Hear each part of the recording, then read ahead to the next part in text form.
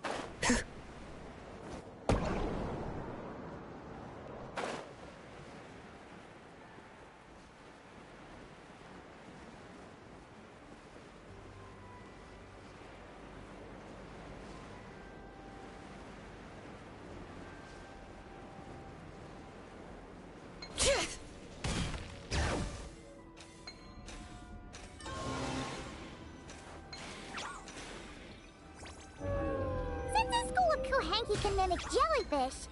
Do you think they could mimic that whale over there, too?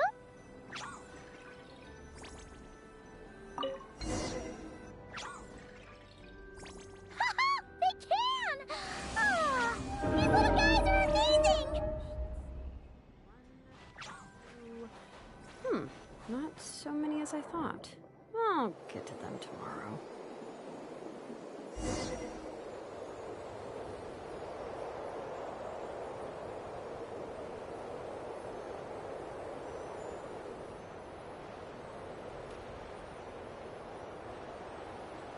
Watch out! Ah! Unky's seen us!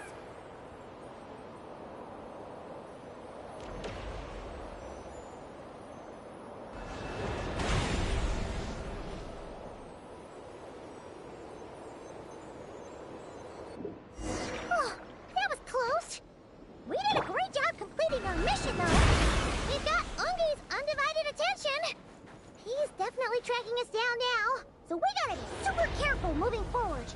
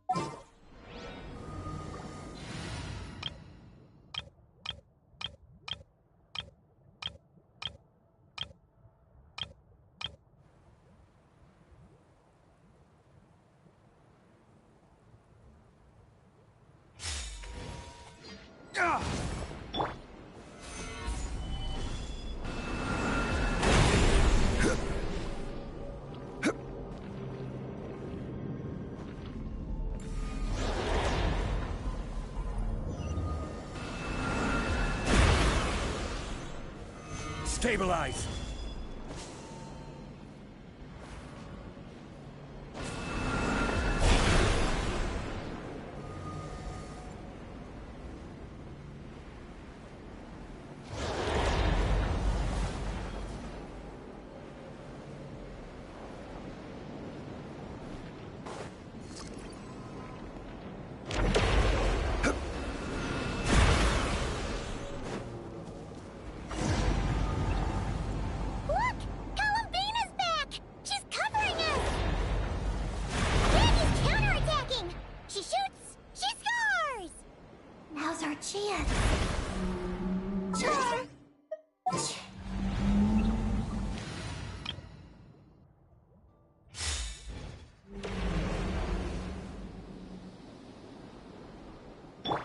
Go.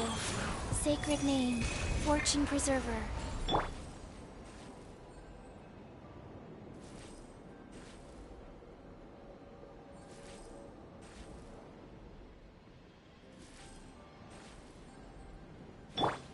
Wheel of Life.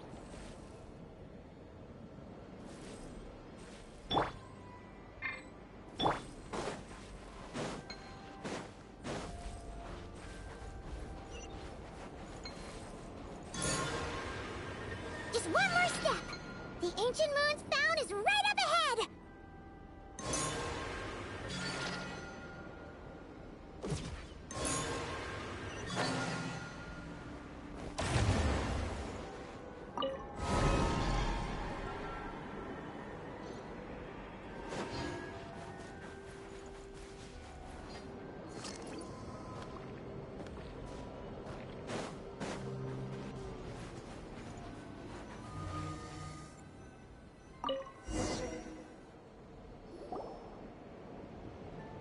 We finally got our hands on the fount. That's mission accomplished, right? I sense there's information I need in here. So, you don't just absorb data from terminals? Because this looks like it formed naturally. No, it's artificial. I can feel it. Oh. Be careful then.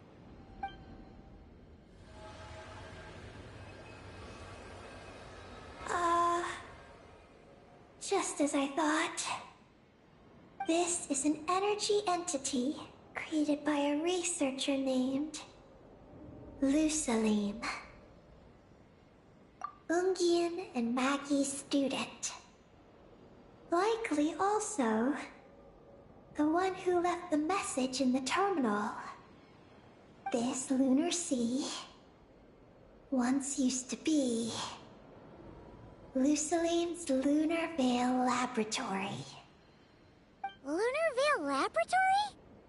What's that supposed to be? It's a grand project meant to hide the moon. Hide the moon? Whoa! All these guys, all these dragons sure had big dreams. How'd they plan to pull that off? The exact principles are unclear, but it seems to have something to do with his teacher, Ungin. Lusaline successfully experimented with a miniature lunar veil by applying it to the Ungin circle. Oh, Paimon remembers now. The circle looked empty from the outside, but was completely different on the inside.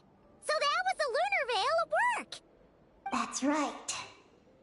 The success of the miniature veil pushed the project on to the next phase. A massive veil generator was built here. One that could conceal the entire moon.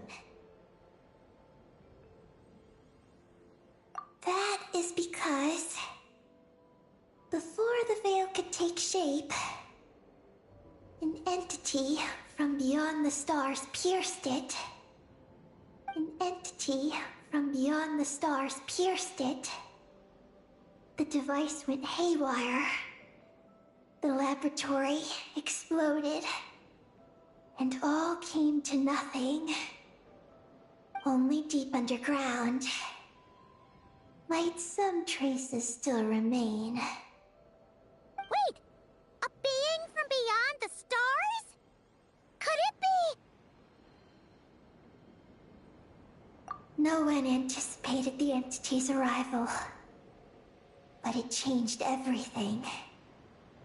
Lucilim had designed the Lunar Veil as a crucial part of Project Moongazer, but it had to be suspended.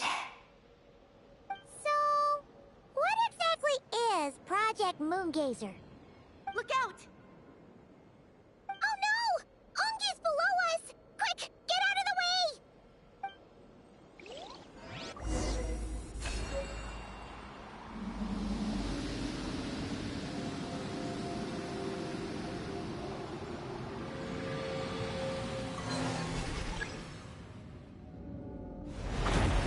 It's Calabina and Maggie! They're here to help!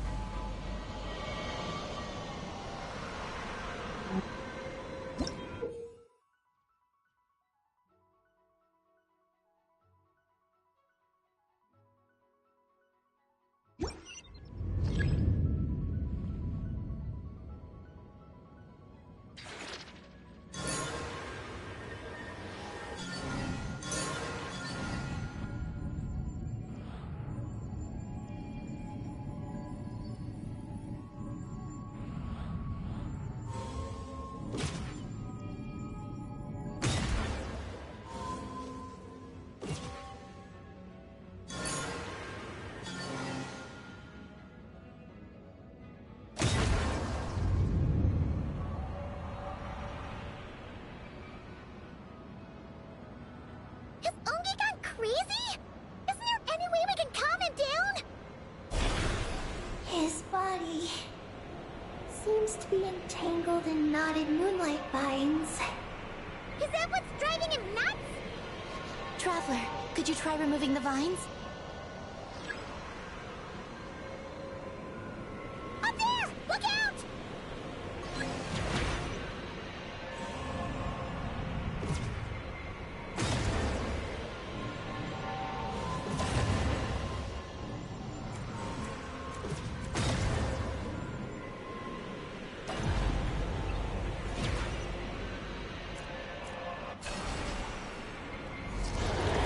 Looks like he's planning a huge attack! We gotta stop him somehow!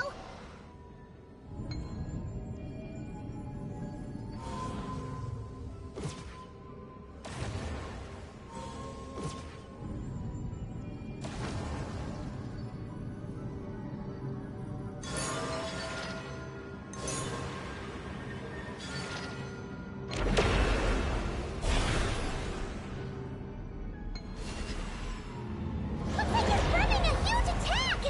We gotta stop him somehow!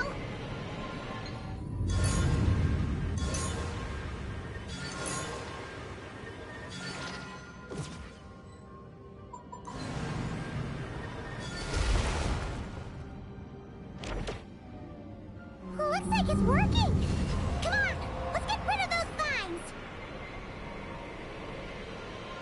I've got you.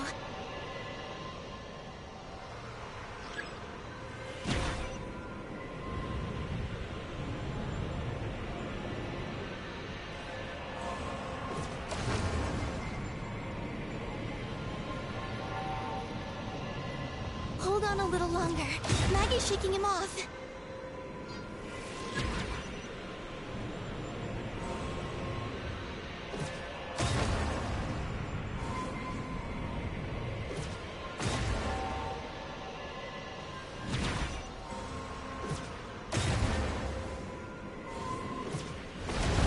Here's our chance. Look! More vines! Quick! Clear them out!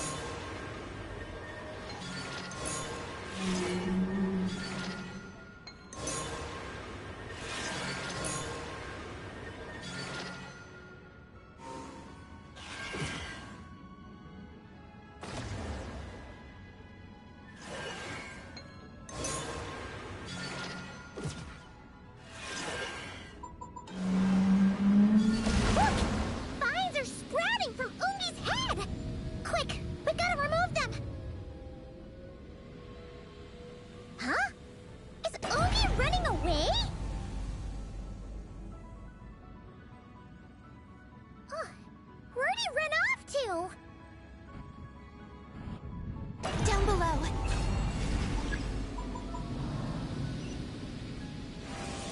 Keep up with the little ones.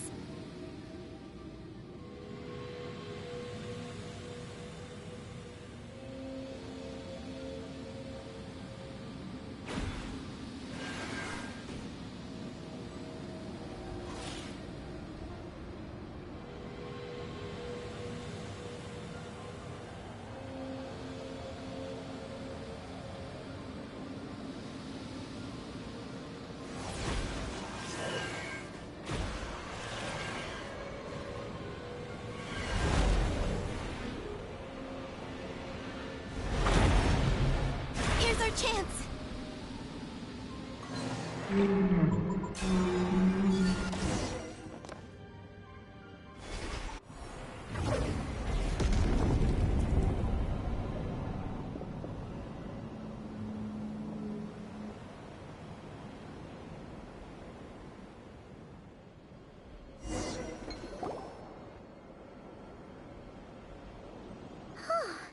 Ungi seems to have calmed down.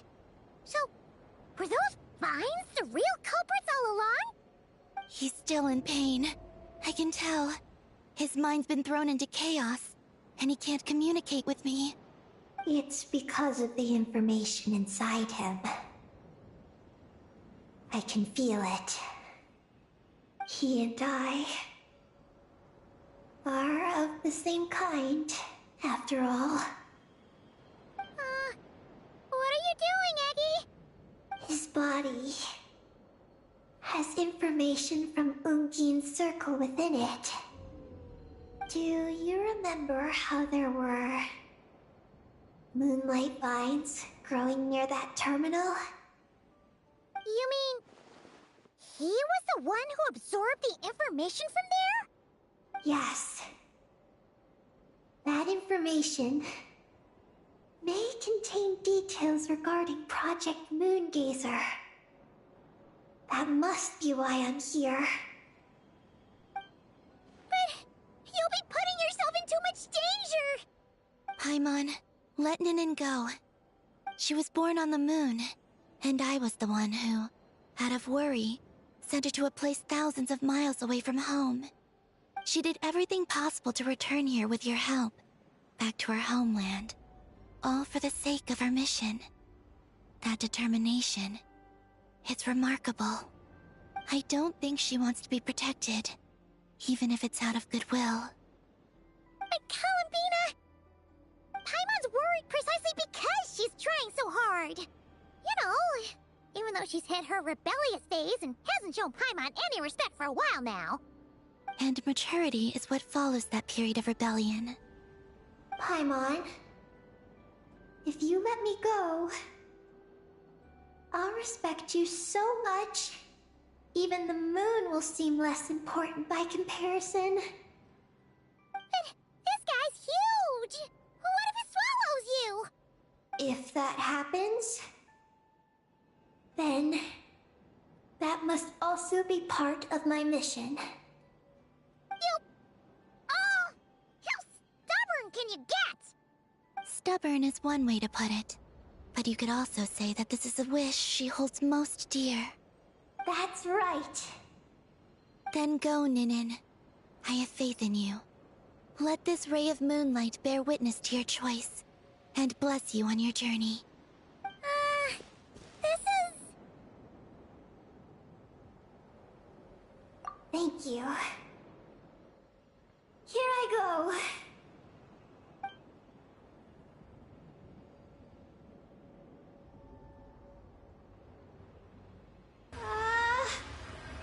Come on, Eggy! You'll get through your rebellious phase! Paimon knows it! I can do this.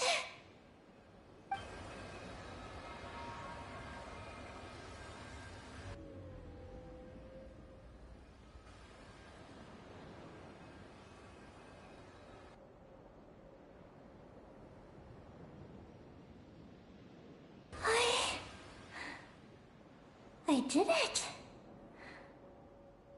Looks like things aren't as bad as we feared. And thank goodness for that! Thank you.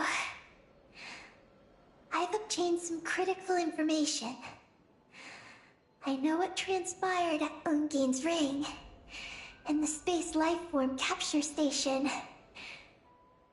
Alright. What happened? I'm curious too. It all comes back to that mysterious signal from deep space. It finally appeared again.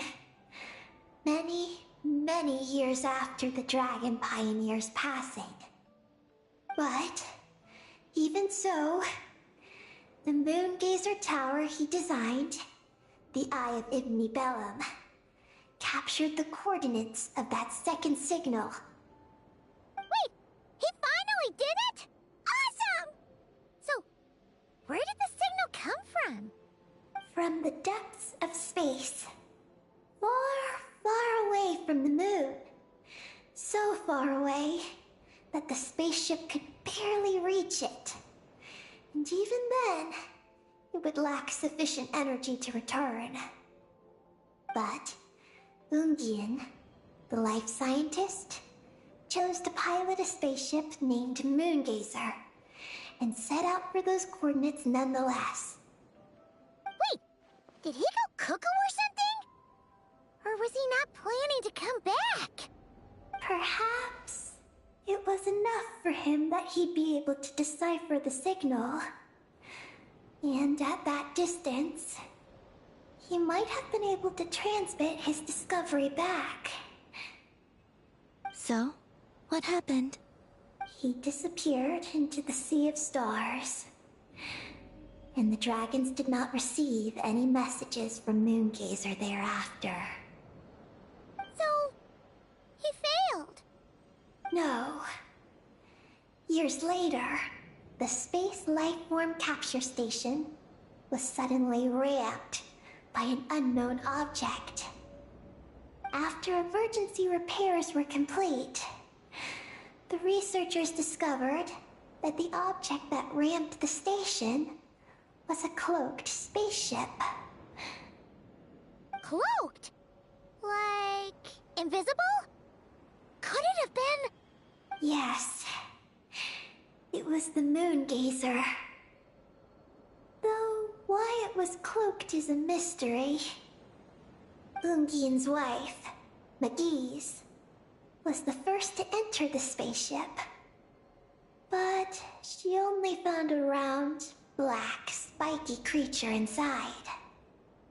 Archeloon spectrometers indicated that the creature matched Ungian's data signature. What happened? McGee's ran a series of tests, and thus discovered that her lover was fusing with some unknown creature. Oh, that's terrifying! Was it the mysterious space lifeform that had sent the signal? Did it eat Ungian? Could he still be saved? Unfortunately, the dragon researchers had never encountered such a situation before. At a loss, they could only watch helplessly as Ungian transformed into an entirely new life form. Then, Ungian awoke, and he passed a message to them. There is no information about this. Ah, seriously? There's still some missing intel? Hearing all this, Ungian had it super rough. He tried to capture an alien, but ended up getting caught himself. That's not the case. The ship's logs show that the creature emitting the signal didn't attack Ungian. Instead, he was the one who chose to fuse with it. In this way, the creature was able to overcome the language barrier and pass a message to the dragons. What a surprising turn of events. It seems that message may be the key to understanding Project Moongazer. I'm getting more curious about what it is by the moment. So, was Ungian still alive after all that? After delivering the message, Ungian began to die. But McGee's, being an expert in life sciences herself, used an experimental technique on him. One that could convert a life form into one composed of pure, ancient moon energy. Oh, that sounds a lot like the dragon's phlogistonization. So, did she succeed? To an extent. She saved his body and created Ungi, the first artificially birthed Kuhanki on the moon. But Ungian's consciousness was completely lost during this process. From then on, she devoted all her energy to researching this new life form, until her own lifespan came to an end. Then, she requested that her student, Lusalim, use the same technique on her, ultimately being converted into a new life form. Just as with Ungian, her consciousness was not preserved.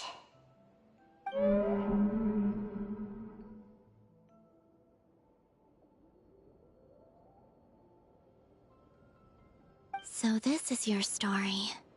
If that's the case, I think that Lusaline may have been the one to inherit the message that the creature from space transmitted to the dragons. Did he also establish a research facility somewhere? That's most likely where we'll find the key to Project Moongazer. Oh? Did you discover something?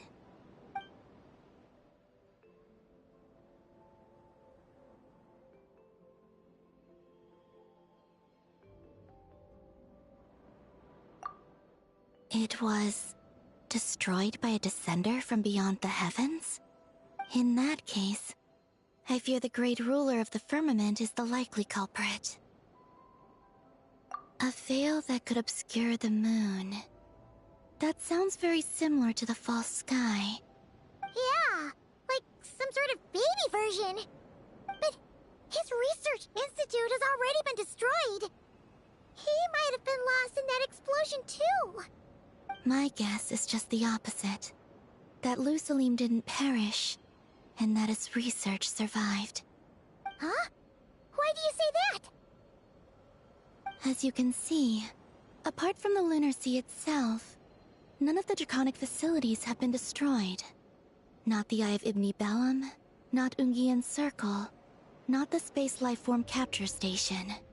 Their survival doesn't seem in line with the plan laid down by the one who changed the world. So, you're saying that Lusaline protected them somehow? Yes. He might have struck a bargain using the fruits of his research, and followed the ruler of the heavens thereafter. That makes sense. And if it's true, he might have continued Project Moongazer elsewhere. But where? I do know of one other place on the moon. If Project Moongazer was hidden anywhere, my guess is that would be it. However... Ninin, is there something you haven't told us? Huh? Among your kind, only you have a mission you seek to fulfill. Oh, that's true. Now you mention it, Ecky's buddies all seem super carefree. Don't worry. I won't force you to answer. I just want to know more about you. After all, out of all the terminals we've seen, not a single one seems to contain information about you. I don't know either. It's okay. I'm just curious. If you don't want to talk about it, you don't have to. We trust you. What if I really am hiding something from you? I'm just... curious too. Keeping secrets isn't always a bad thing. I learned that from a friend. But if I do get angry, I might take the hat I gave you back. And Paimon will throw the snack she was saving for you into the Lunar Sea. I understand. I promise I won't hide anything from you. Then I'll take your word for it, Ninin. Now, please follow me. There's a base on the far side of the moon. My powers tell me that it's massive. I originally planned to save it for last, because cleaning it up would probably be exhausting. But now, I suppose it has to be moved up the schedule. I have a feeling we'll find the answers to our remaining questions there. Thank you. How can I repay you for all this? Look, Paimon. Don't you think Ninin's matured even more now? You're right. She's actually talking about paying us back. But we're friends, so there's no need for all that. Yes. He taught me that lesson, actually. You could stand to learn it too, Ninin.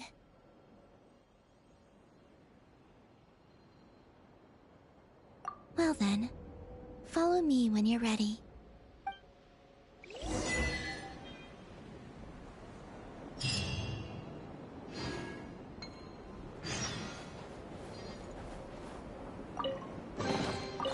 So, what's inside? Not that I care.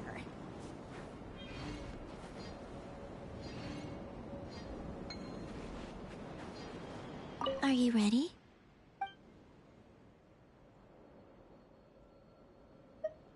Let's go then. Follow me closely, just like before.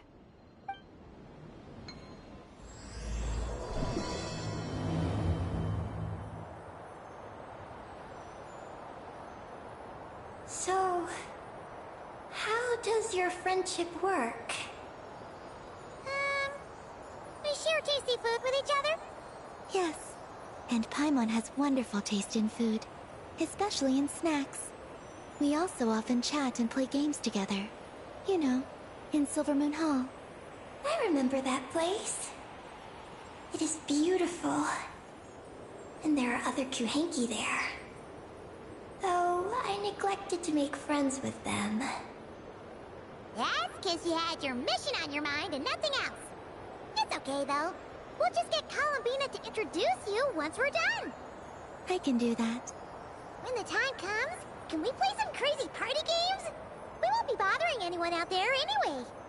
A party on the moon wouldn't disturb anyone either. Oh, right! And a moon party sounds way more exciting. Sounds like fun.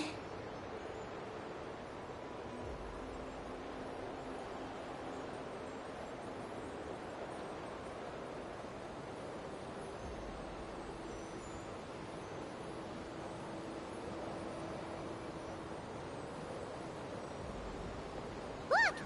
Looks like there's something up ahead! We're almost there.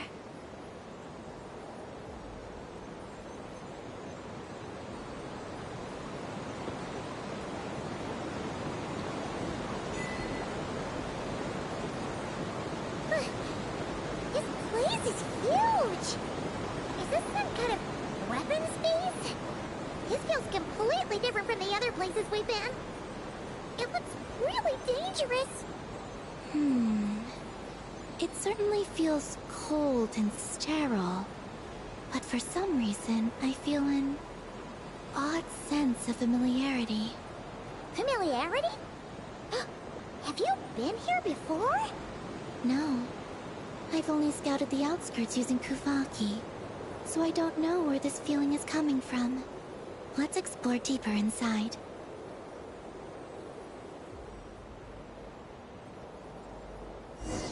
Something's coming. We gotta scoot!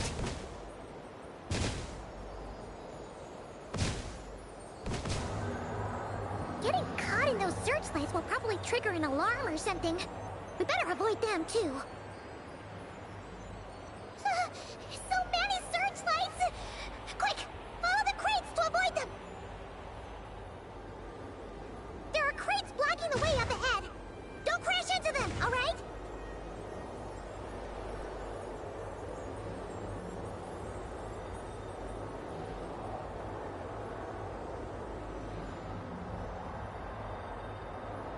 There are too many searchlights up ahead. Let's find another way around.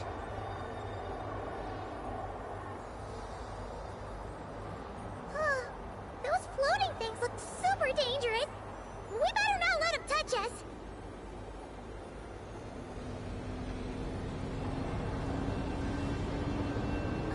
And another searchlight! Good thing there are more crates here, too. Quick, let's follow them.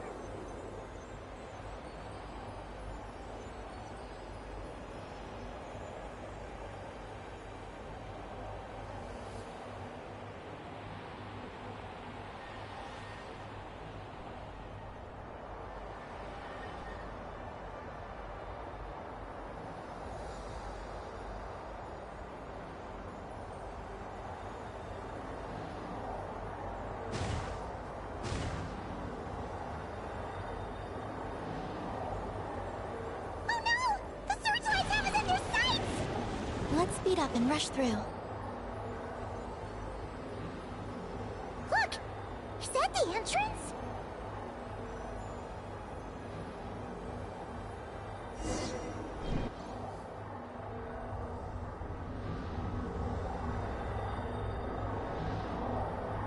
Looks like we can head deeper into the base from here. Who would have thought this base would still be operational? This is crazy. In that case, let's not disturb the fruits of their labor. What are you talking about? I thought we could turn this place upside down now that you're here. Aren't you afraid that things might turn out like when we came to the moon? We almost didn't make it onto the spaceship. I completely forgot about that. Ugh. Seriously, why would a base even have a self-destruct system anyway? Guess we'll have to keep a low profile, just like old times. Yes. To be honest, I'd like to know what's inside too. And sneaking into my own home is quite novel. Also, now we're here. That strange sense of familiarity is only growing stronger.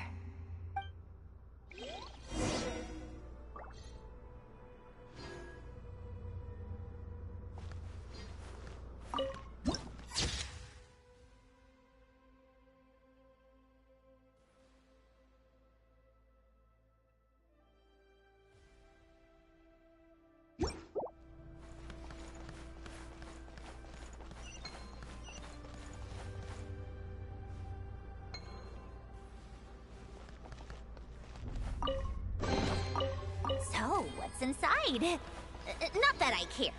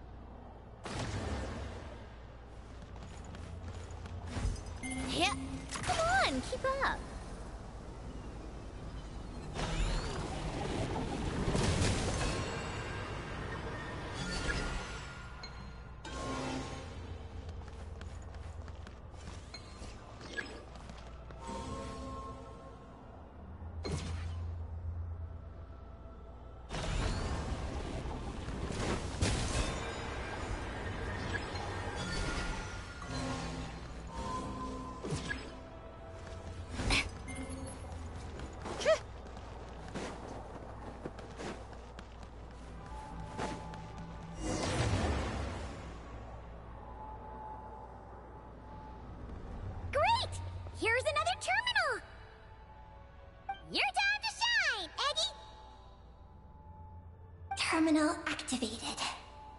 Requesting base data. Base data acquired.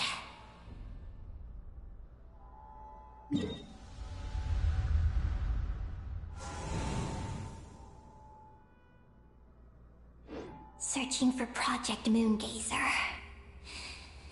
No data. Searching for Luciline. There we go. I've located Luciline's research lab. It's inside this base. Haha! Jackpot! Let's hurry over and check it out! Reading the base's engineering schematics and routes. We just need to keep going forward. And we'll get there. Retrieving other data. Huh? The Lord of Darkness, who returned from the Sea of Stars? Who's that? The data indicates that the existence of this base stems from the will of this Lord of Darkness. Its construction also dates to a much later time than any of the other facilities we visited. Its bottommost levels lead to the moon's core, into which a fissure has been carved. An endless stream of ancient moon energy surges from the fissure. It's what powers the space. Its purpose was to turn the moon into a space-based weapon. Space-based weapon? Wait, is this Lord of Darkness? So the Dragon King returned? Wow, we must be pretty special to have stumbled into a place like this! First, the Heavenly Principles arrived, then the Dragon King, and now us! In that case, we're gonna have to be really careful how we proceed. If something goes wrong, Columbina, you gotta protect us, okay? Huh? Hang on. Where's Columbina? She's gone!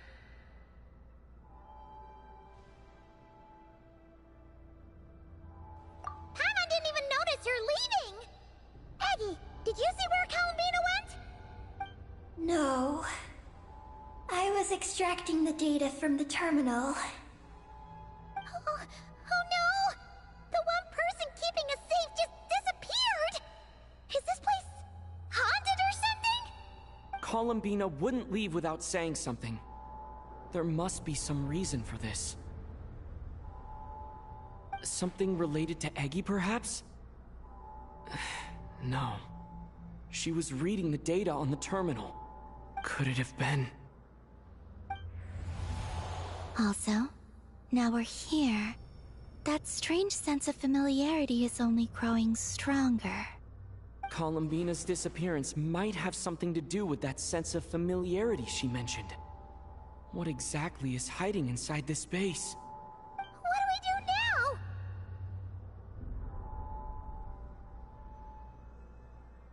Yes. That place must hold the secrets the space conceals.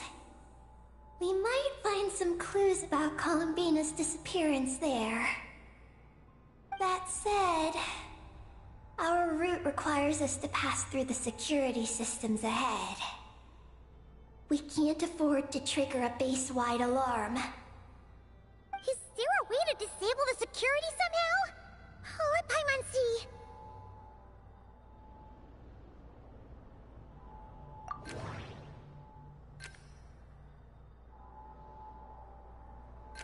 The blueprints show that the security control rooms are on the second floor of the left and right wings.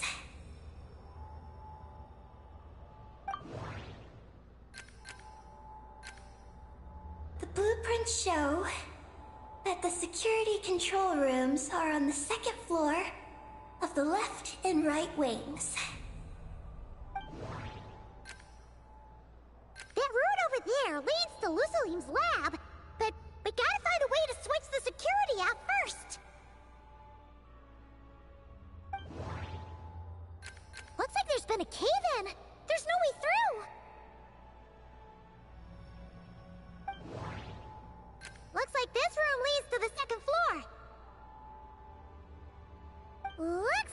to reach the second floor through the room on the left. That's where the security control room is. How about we find a way to sneak in and check it out?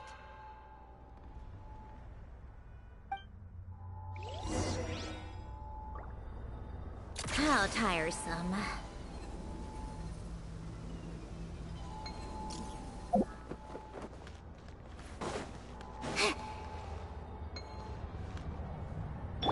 Rise.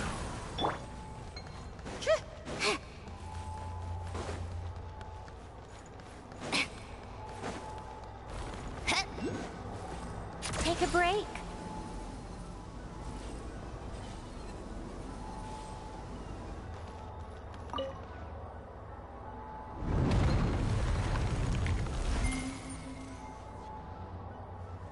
How tiresome.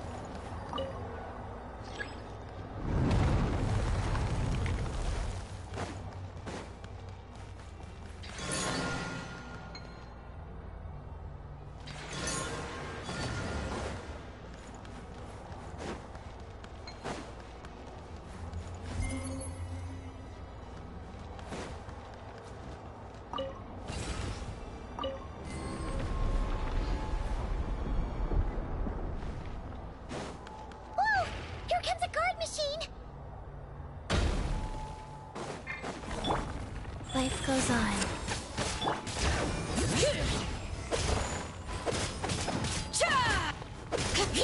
Right now. Emerge. Right here. Hear the echoes of the valley!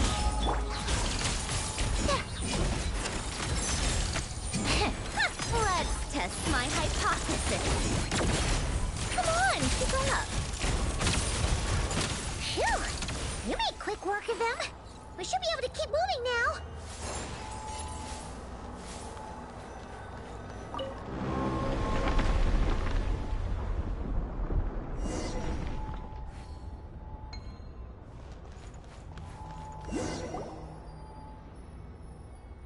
Can we turn off the security system with this?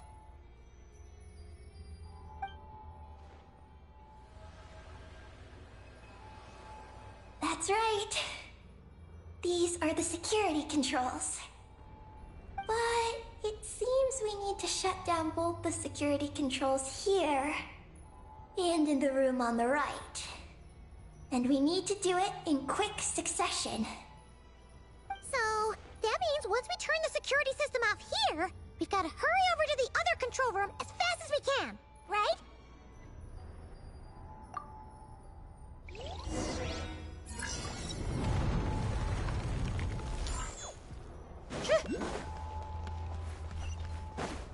There are patrol machines up ahead. Be careful now.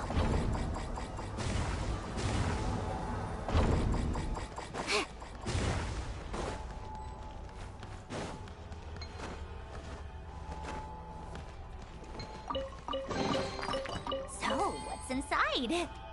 Not that I care. Looks like everything in this room's been buried.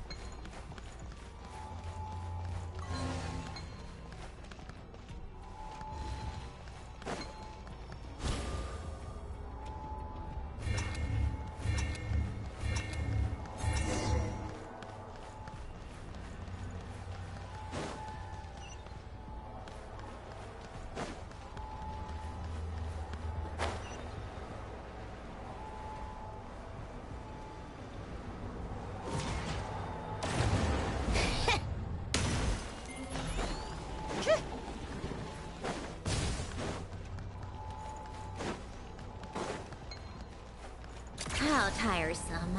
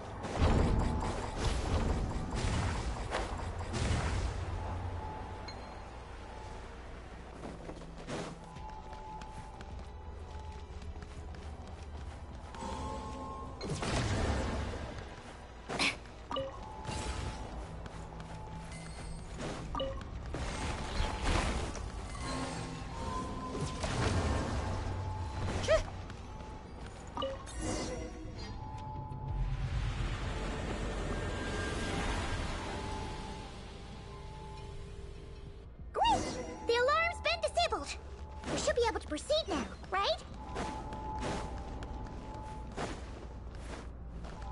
Huh?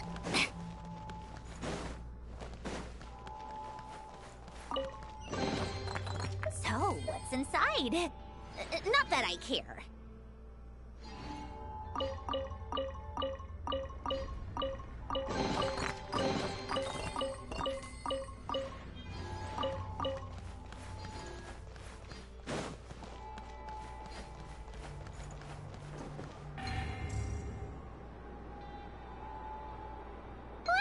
Place.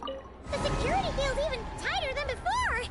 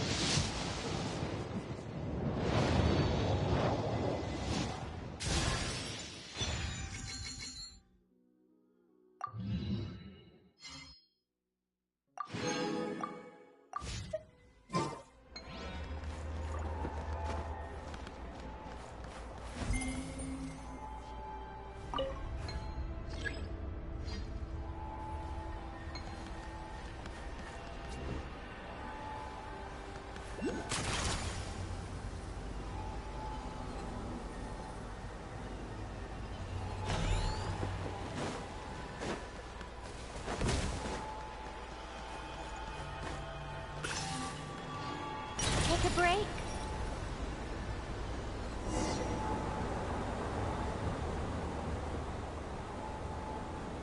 Oh no! We've been spotted! Over here.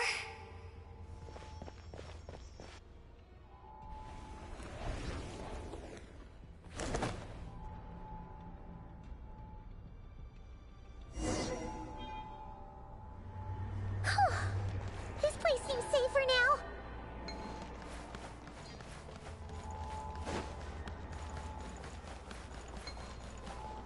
Go.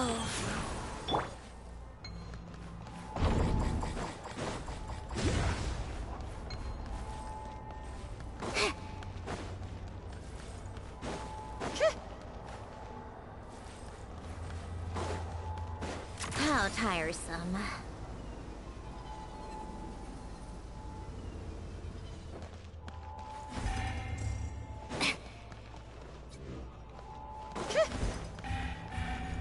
Come on, keep up.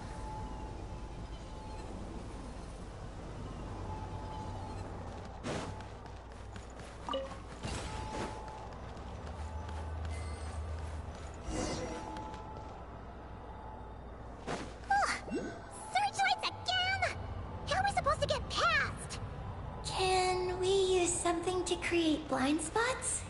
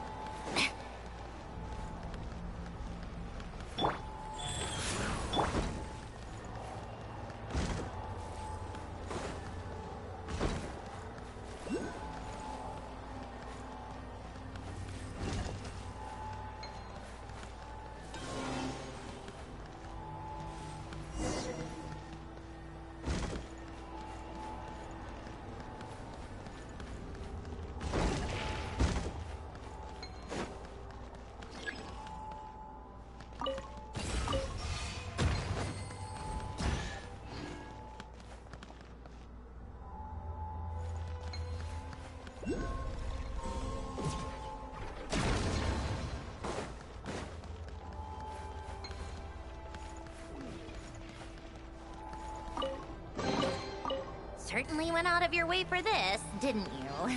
It's all yours.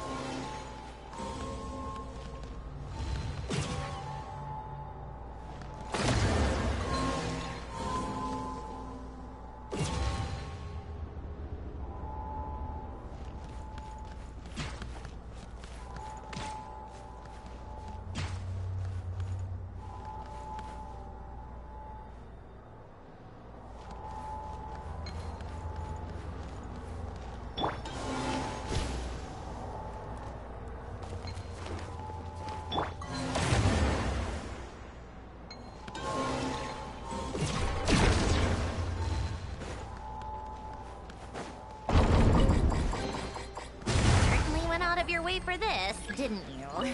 It's all yours.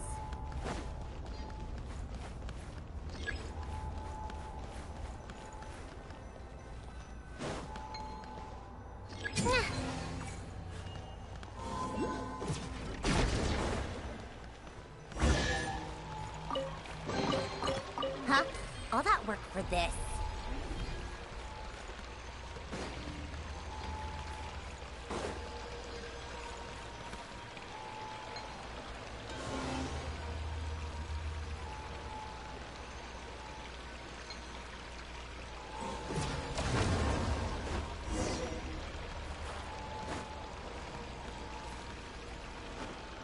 Take a break.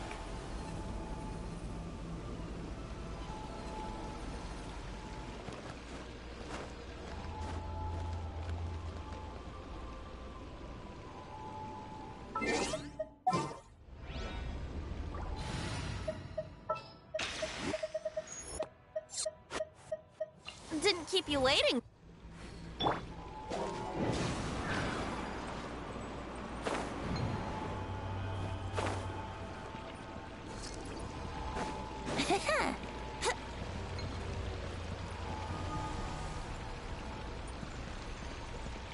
Brace yourselves.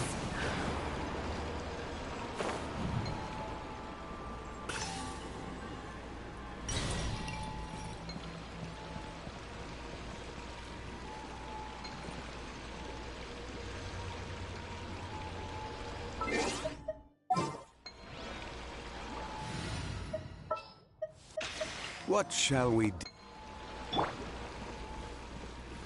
Quake! Huh? Let's play!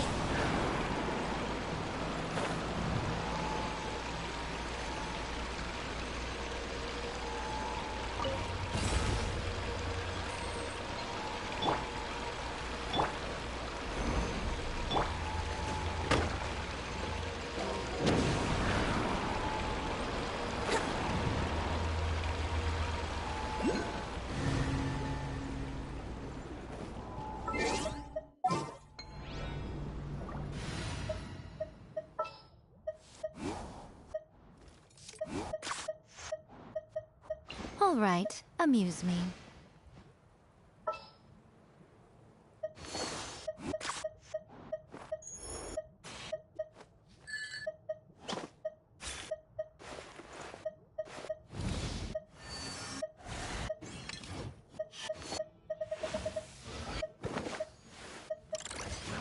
I'm here.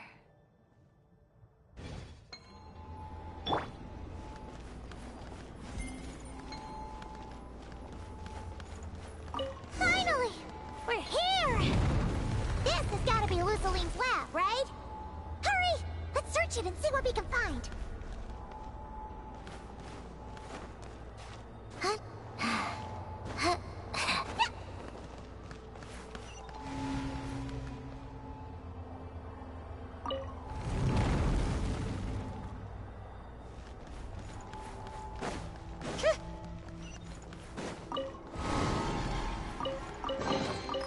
Certainly went out of your way for this, didn't you?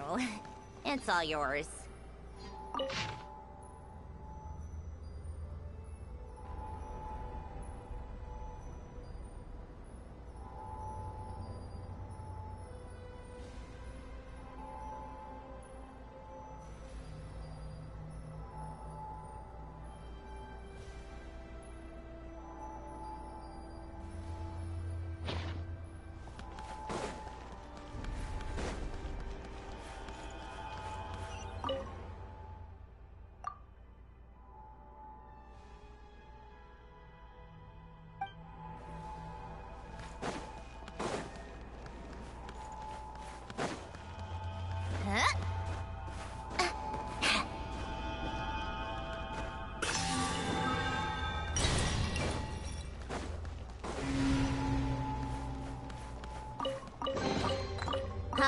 all that work for this.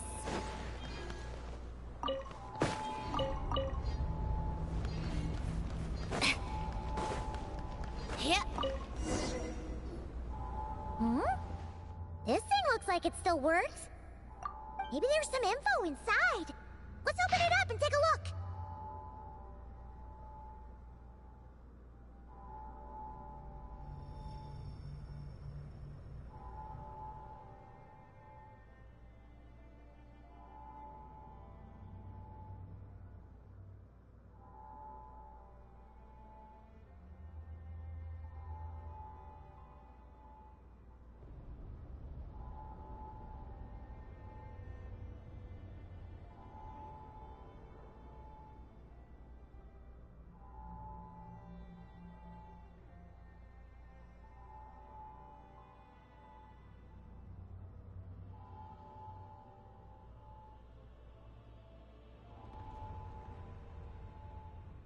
Is this the message that the creature from space sent to the dragons?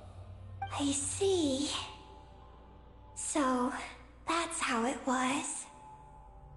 So, Project Moongazer was meant to send this kind of message back out into the universe? If that's all there was to it, couldn't they just have used the Eye of Ibnibellum? Did Paimon miss something? Hang on, just gonna check again.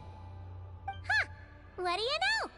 There really is a footnote at the end. To my daughter, Ninin. Ninin? Wait, so you're Lusalim's daughter, Eggy? Wait, then how'd you end up like this? I don't know. I don't have these memories. Why don't I have them? But what about Columbina? We still haven't found any clues regarding her disappearance. Oh, right. That familiar feeling she mentioned earlier must be the core, right? Come on, let's check it out.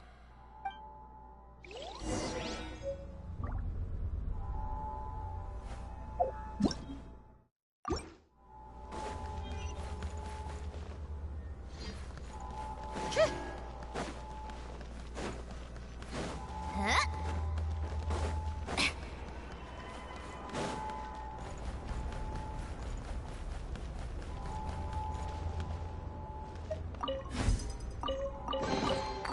So, what's inside? Not that I care.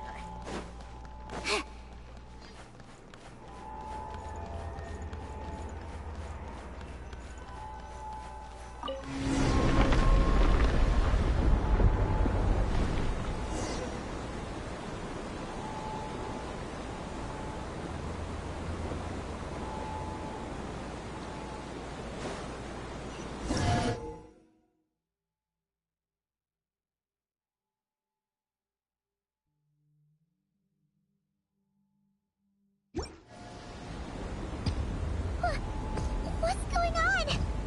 Paimon suddenly feels so heavy. Paimon can barely fly anymore.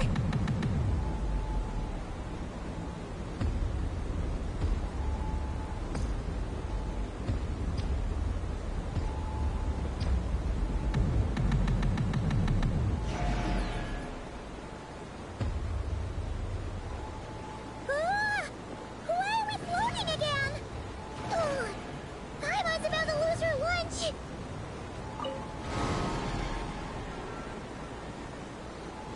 Ugh, not again.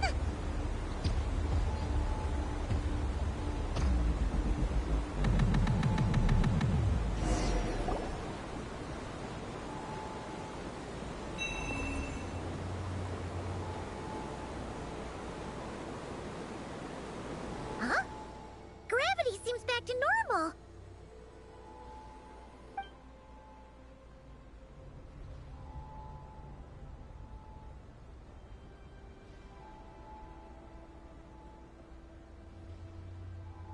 Columbina! You're back! Was it you who fixed the problem just now? Talk about perfect timing. Oh, we were so worried. Where'd you go? I'm sorry. I didn't expect the depths of the space to actually lead to the moon's core. It contains an extremely high concentration of ancient moon energy. When I suffused this base with Kuvaki, I accidentally came into contact with it and was swept into the moon's core. So, you really went there? Paimon was starting to think this base was haunted. Anyway, Paimon's glad you're okay. We just discovered some new info about Project Moongazer. I already learned the truth at the moon's core. I discovered who you are as well, Ninin. It seems that is where my mission lies. Please, take me there. What's wrong, Columbina? You look like you don't want her to go there. Ninin cannot survive within the moon's core. But I must complete my mission. Yes, but it does not wait for you there. What? Your mission isn't to be accomplished at the moon's core. Rather, it is to be found in the place where everything began. You mean the Eye of Ibn Bellum? Yes. Your mission is to activate Project Moongazer within the Eye. That requires a data key made from the ancient moon's power. I can journey to the moon's core once again to retrieve it for you, but it will take some time. Are you asking me to return to the Eye and wait? Would that be all right with you? No. If I can't get the key myself, I'll wait for you here. If you don't come back, I won't leave. I want to stay here and wait for my friend to return. I understand. Thank you, Ninin. I'll be right back. If you insist. Huh, hang on! What about Eggy? Are we really going to leave her here all alone? Don't worry. I sent a message to Moggy's, and she's on her way. As long as she stays here, there's nothing else in this base that can harm her. Oh, Paimon's still a little worried, though. Maybe she should just stay here and keep Eggy company. Huh? Don't you want to see what the moon's core looks like? Yeah, but Eggy will get lonely here if we leave her all alone. She's also Lusalim's daughter, which is, well, something she only just found out. News like that always takes some time to digest. And it's not easy to handle. What if she starts to overthink things and runs off somewhere dangerous? So, Paimon's gonna stay here with her and wait for Moggy's. Just make sure to come back and tell Paimon what you see, okay? Thank you, Paimon. My estimation of you has gone up once again. In that case, Paimon will increase your snack allowance by 1 share. Now, it's 3 for you and 7 for Paimon. Why so surprised? Paimon did watch Eggy grow up, you know. Alright, go on. The sooner you go, the sooner you'll be back. Don't make us wait too long. All right. Traveler, come with me.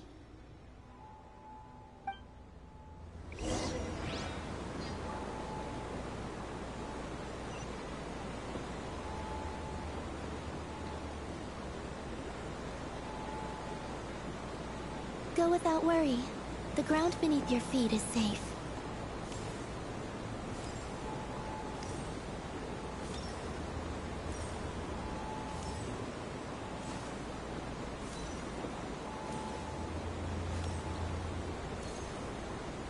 The finish line is down below.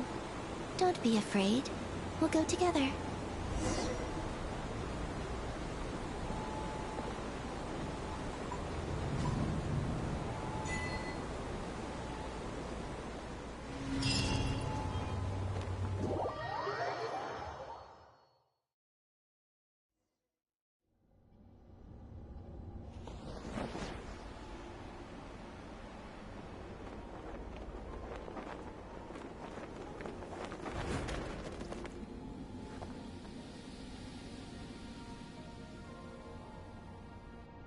We made it down.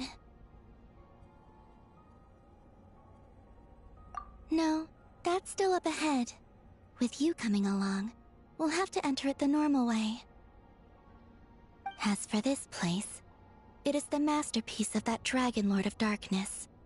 He reforged the moon into a terrifying weapon, and this is his launch silo. The lunar core, the source of the moon's power, became artillery fire aimed at Tevat. However, that primordial ruler ultimately met defeat at the hands of the heavenly principles. This place is no longer a threat. Let's continue on.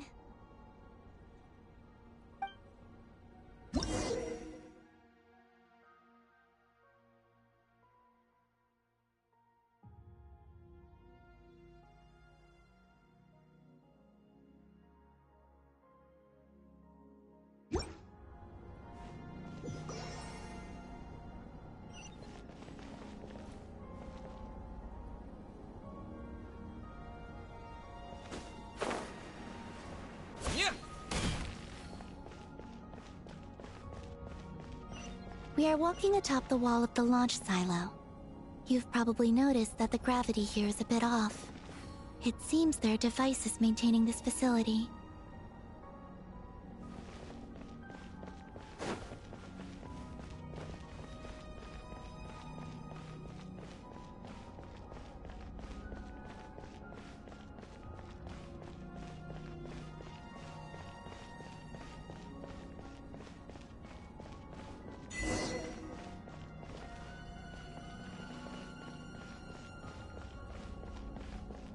We'll need to choose the right path. Over there.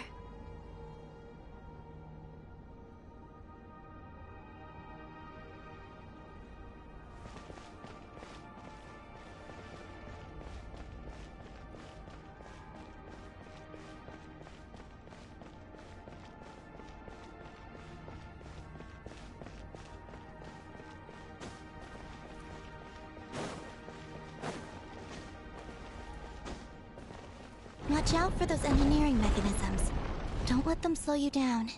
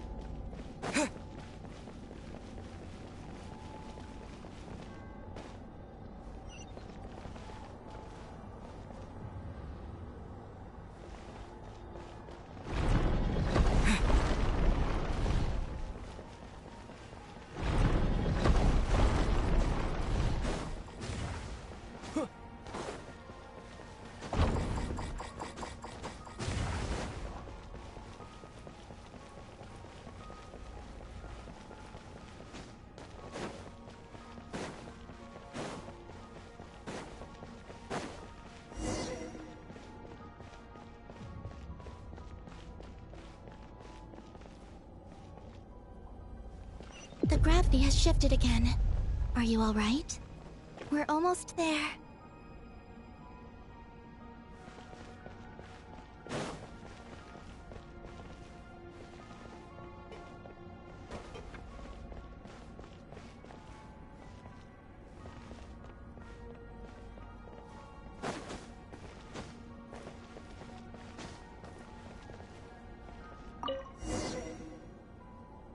Beneath this door is where we need to go.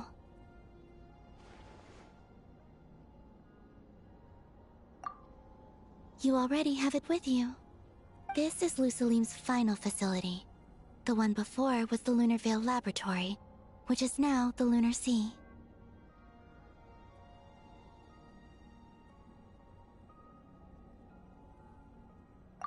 That's the one.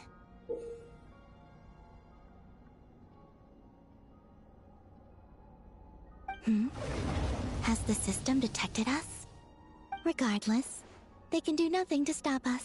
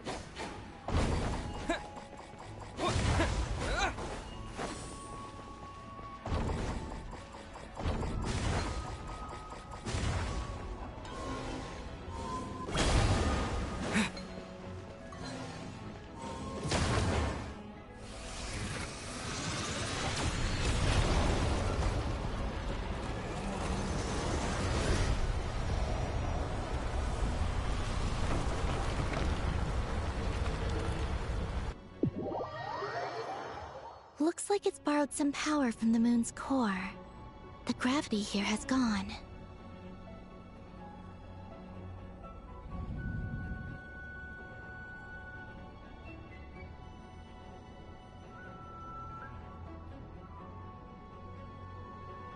Make sure to dodge those barriers.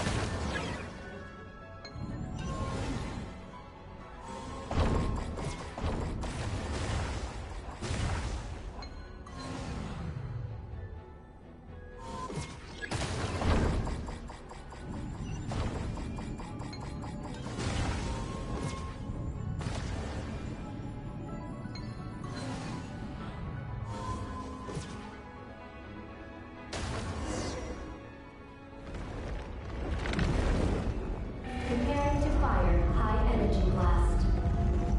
Don't get hit.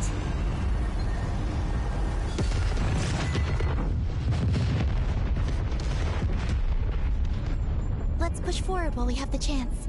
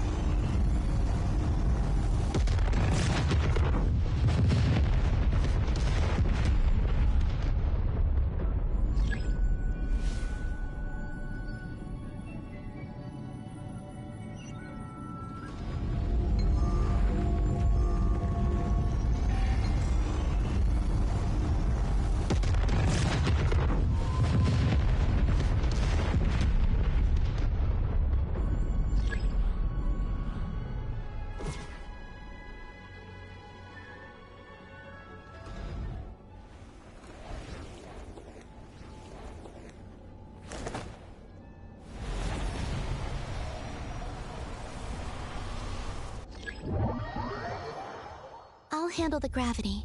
Just give me a moment.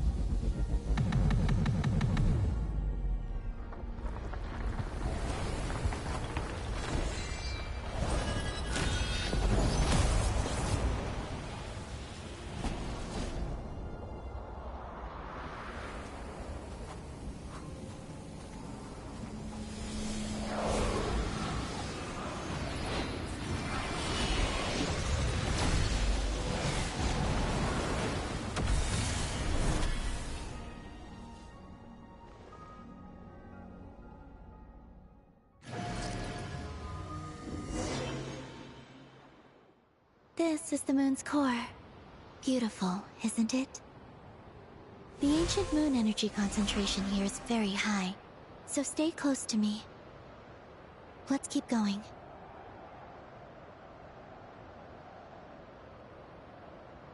You must be wondering what Project Moongazer is. In truth, our whole journey so far has been a part of it. The Eye of Ibni Bellum, Ungian's Circle, the Space Lifeform Capture Station, Lusalim's Lunar Veil Laboratory. And now, we're here. The origin of the moon's life, and the seat of its will. Its core.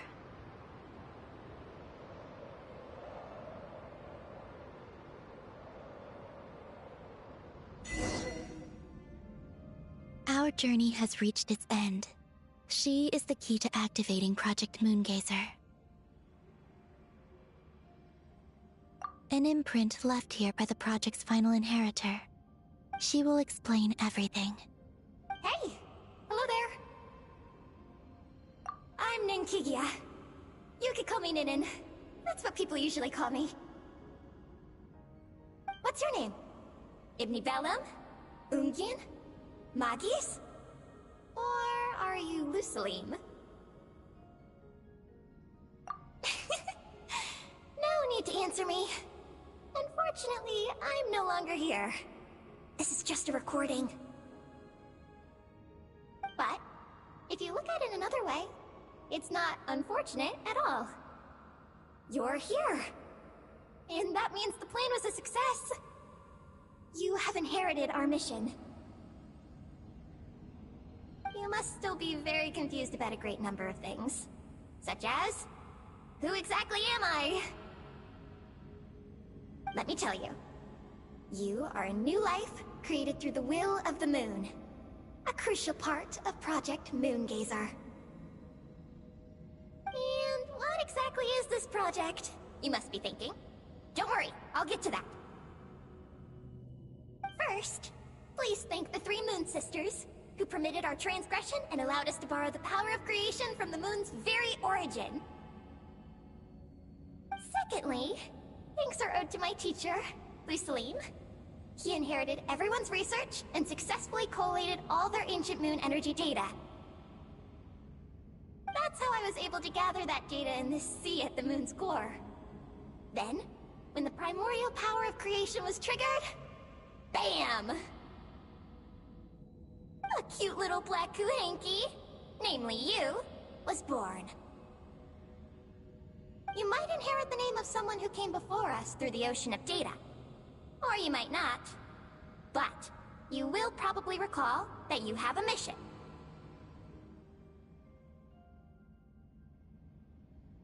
Next, we must say thank you to Madame Magis, who uncovered the nature of our astral visitor, a database life form. Her research was the foundation upon which you were born. And we have Ungian, who sacrificed his life to relay the final message that our guest civilization sent out into the stars. Then came the first Moongazer, Ibni Bellum, who led us to the moon, opened our eyes, and tirelessly gazed into the brilliant, starry skies. Finally, dear successor, thank you as well for your imminent sacrifice, which will activate the final step of our project. Your mission is to continue transmitting the message we once received out into the universe. A single ray of light is feeble, easily swallowed by the darkness. But as long as another light shines out before it can fade, then one day, there will surely come a ray of light that pierces the night like the dawn. I imagine you understand what I mean at this point, yes? As it happens, my time is almost up. But that's okay. I'll be joining them all soon. Come to think of it, you might actually have inherited my name. It's time to say goodbye. Go complete your mission. And lastly, I salute you, and all your fellow Moongazers.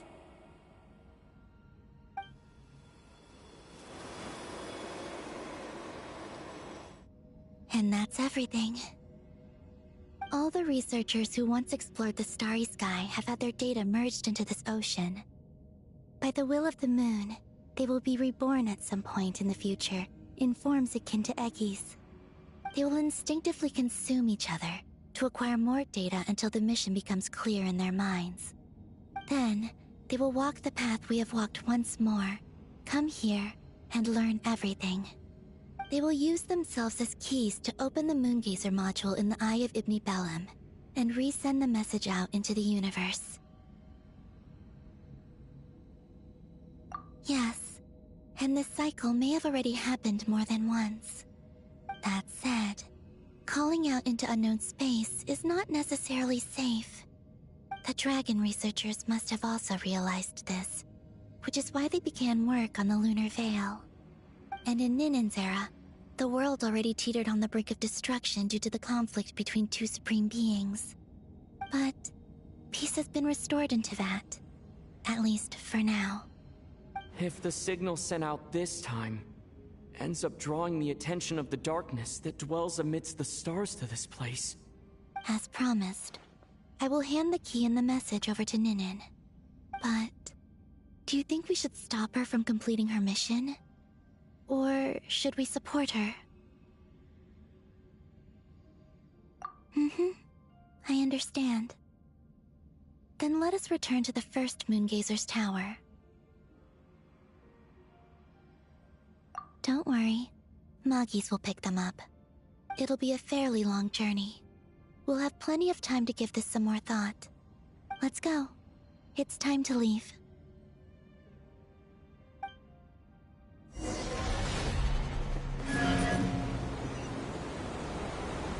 Moggies has already picked Paimon and Ninen up and is heading back.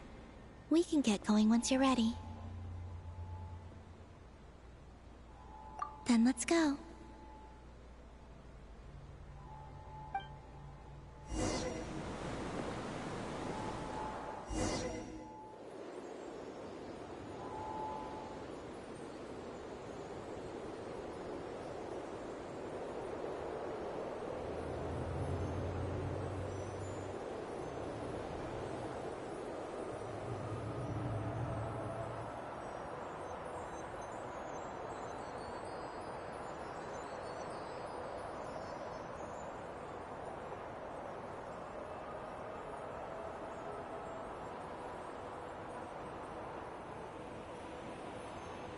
I can sense you're troubled. I am too. So it might be best if we spend our journey back in silence. Gaze upon the moon, add to that, then look up at the starry sky. You will find the answer, I'm sure.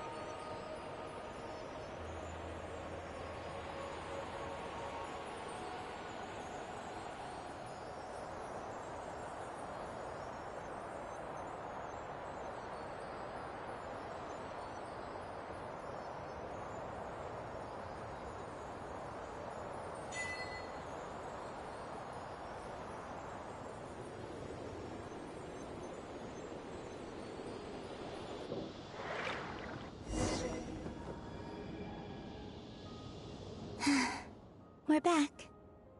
Traveler! Galambina! Looks like things went just dandy for you two at the moon's core, huh?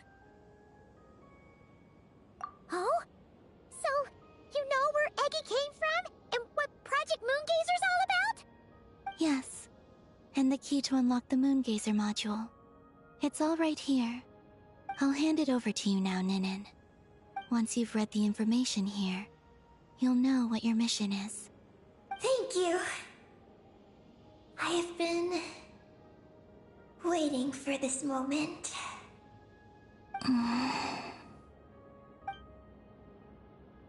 Columbina, Traveler, why do you two look so serious? What kind of risks? You'll find out by the time you're done reading. Oh,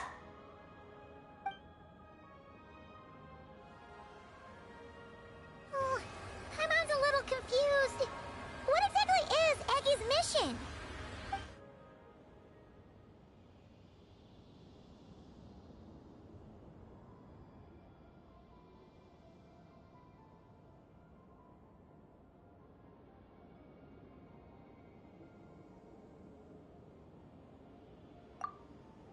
Sending a message into the starry sky? So, that's what Project Moongazer's all about? So the risk is... we could expose to that? Are you serious? This is a tough call! Eggy, are you alright? Hey, don't be sad! We can still talk this over, right? Remember those snacks? We can split them 50-50, no problem. No. I'm not sad. But you're crying! I'm not sad, and I'm not crying. This is just a toast to those who came before. Columbina, Traveler, Paimon. Thank you. You're my friends. I don't want to make things difficult for you. So, I'm willing to give up on my mission. Eggy! It's okay, Paimon. I'm not the first to have executed this plan. My predecessors have long since sent our voices out into the stars. Those voices, so filled with courage, must have traveled to the farthest reaches of the starry skies by now. As long as those voices endure, silence cannot reign across the universe. And that is enough. Traveler, have you made up your mind?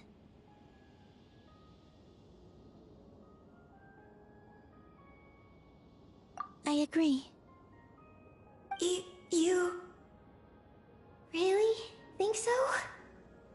Can we really take that risk? Moongazer has already been executed many times.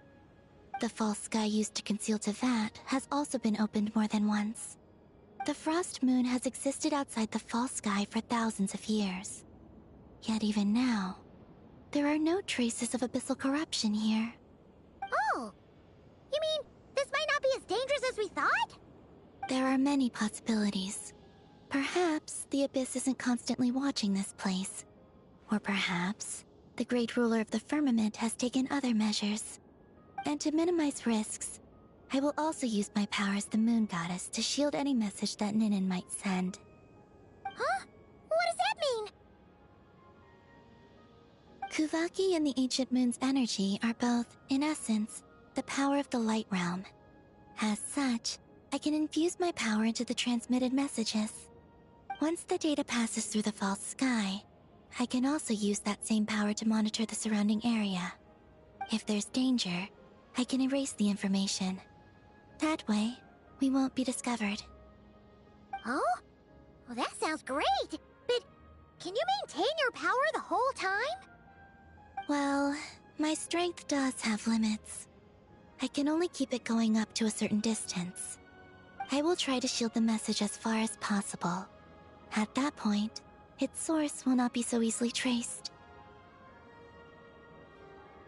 But... will this hurt you? Don't worry. We have the support of an entire moon here, you know. So, are you ready, Eggy? Once you've made up your mind, there'll be no turning back. Can I ask one more question? Yes? Why would you do all this for me? Because we're friends. That's it? Yes. That's all the reason I need. But Paimon does too. I understand. Then... I am ready. I was born for this moment. All right. Now sing out toward the stars. Javat's moonlight shall send you off on your voyage.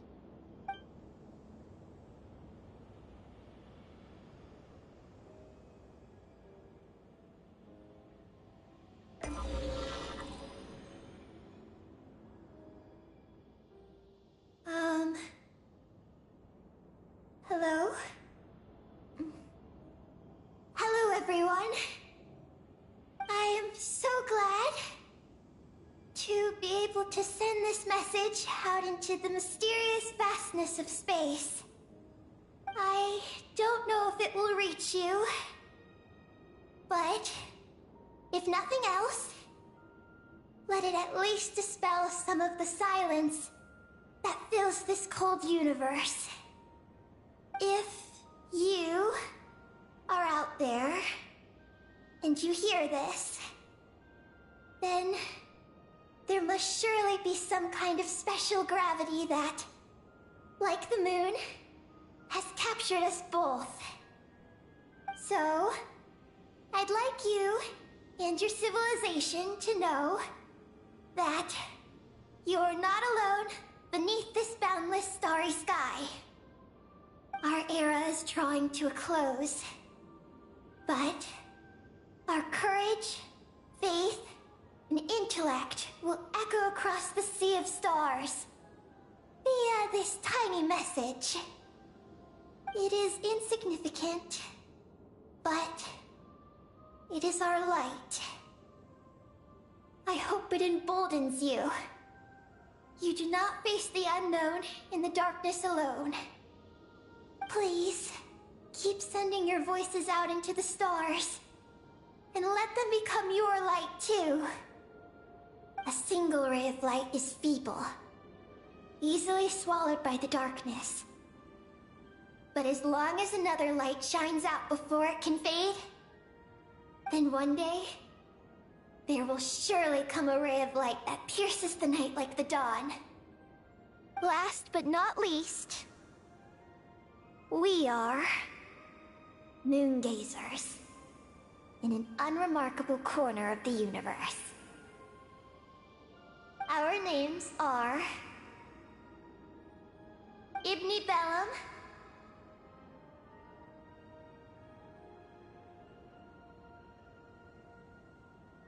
Ungian,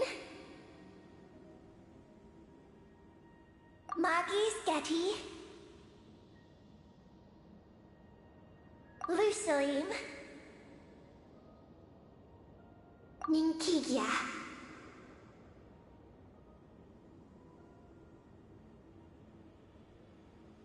To everyone who can hear this, we send you our regards.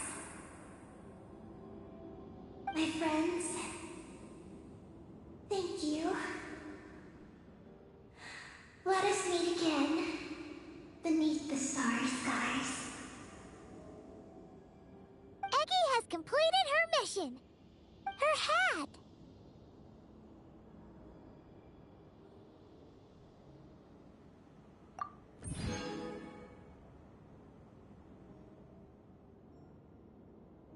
I'm fine. But I need to stay focused for what comes next, since I'll be pushing my strength to its limits. Then let's hurry and find a quiet place. Oh. Goodbye, Eggy. Paimon remember you.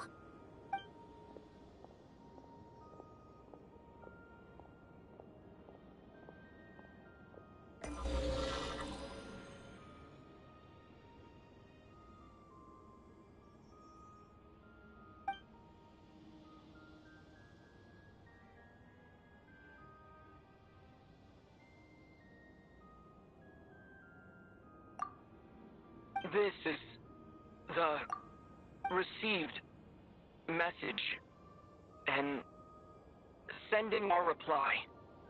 Unable to accurately pinpoint your coordinates. I cannot know how long this reply reached you, but I'd like to respond. At this very moment, we are travelers who have traversed the universe alone for a long time. And your voices, it is as if a bonfire has suddenly lit up a dark forest. You take great risks, yet you are fearless. You inspire us and warm our hearts. I believe, in this moment, it is the gravity of the starry sea and destiny that connects you and me. In the future, we will try to find your planet, but not now. Unfortunately, we're still dealing with some trouble.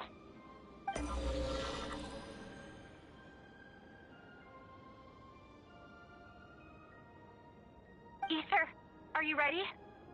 One moment, you mean?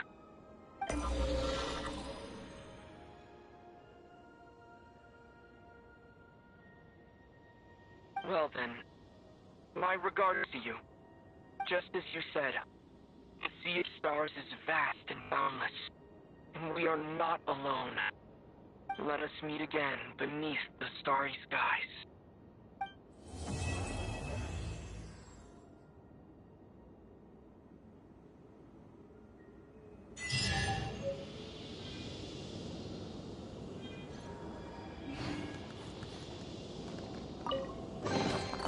Huh?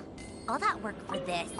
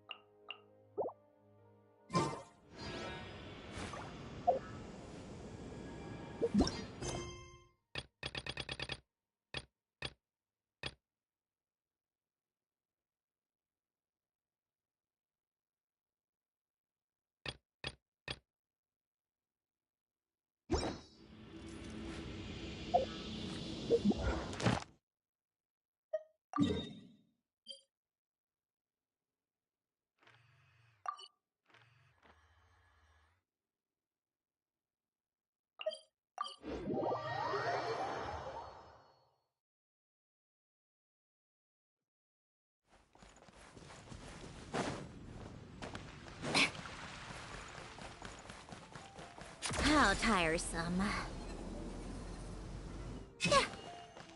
Welcome to the Adventurers Guild, my lady. Is there something I can help you with? thank you for completing today's commissions. Here is your reward. Welcome to the Adventurers Guild, my lady. Is that...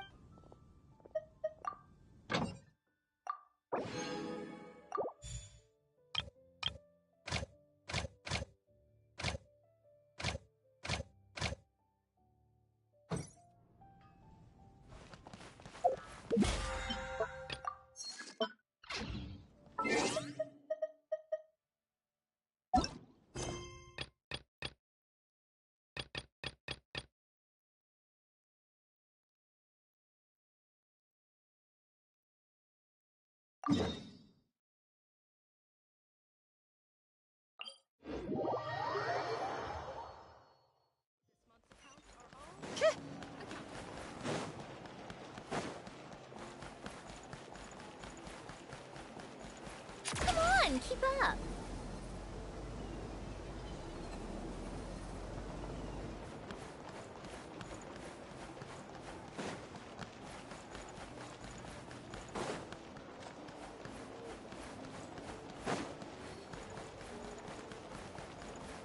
How tiresome.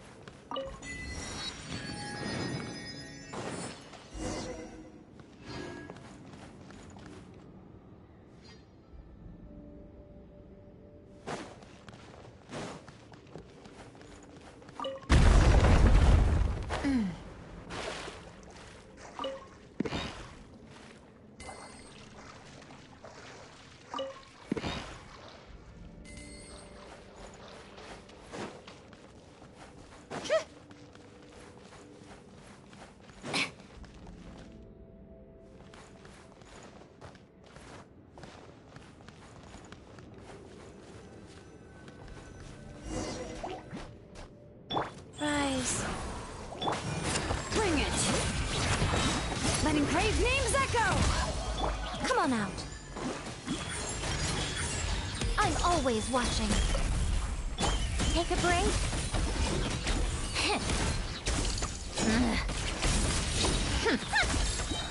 A spot of tea time entertainment.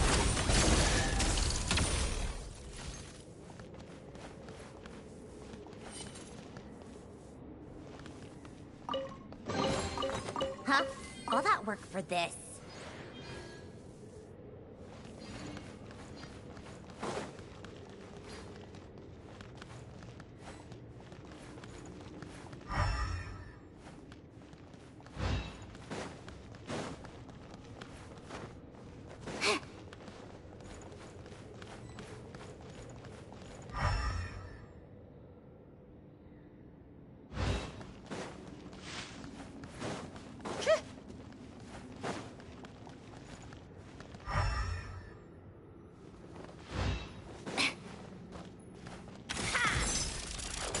How tiresome.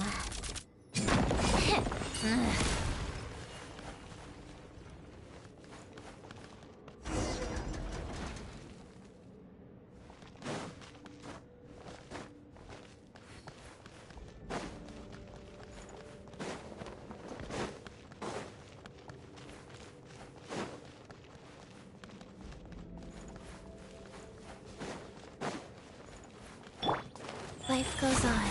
Opening box of Adepti-Trix. Let the mountain's veins boil! Ha!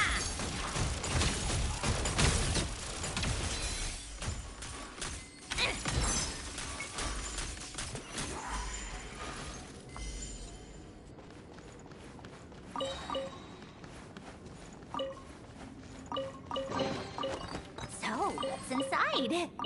Not that I care.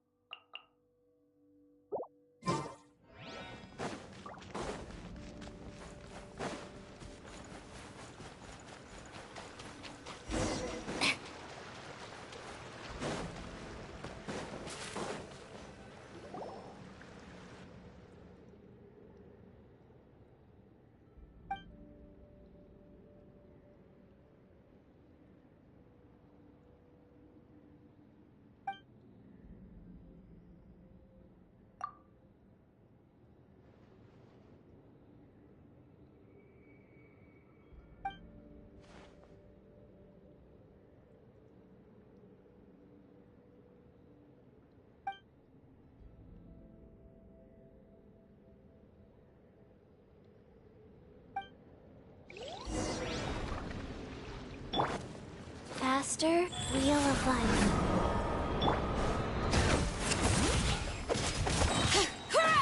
Hear the echoes of the valley! Emerge. Right now. Orders given. Orders received. Take a break.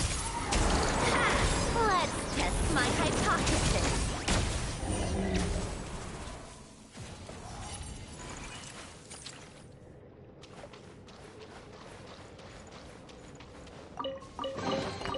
So, what's inside? Not that I care.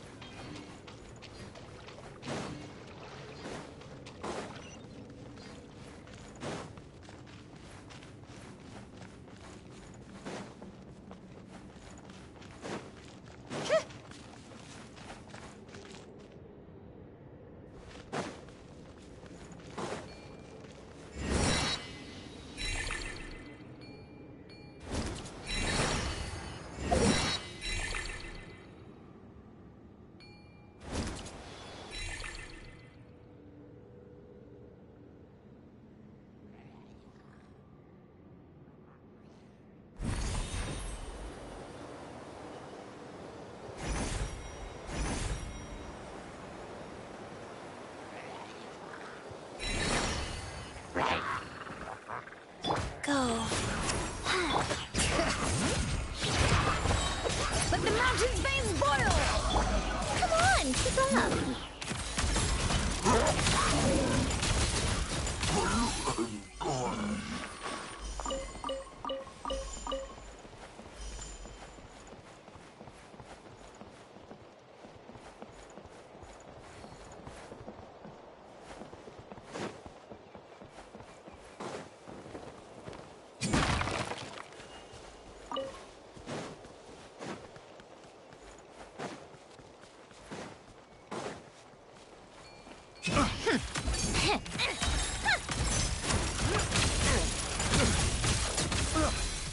A spot of tea time entertainment.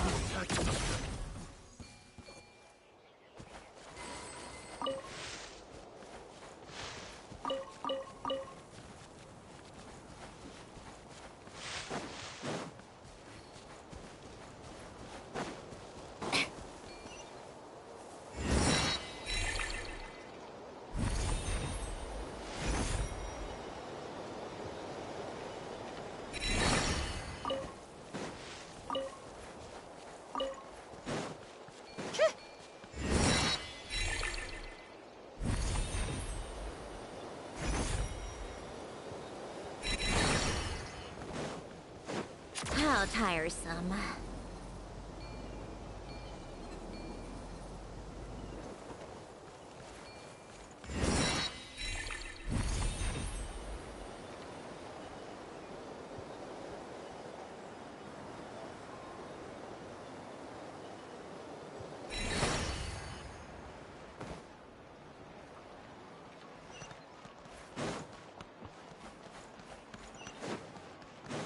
Take a break.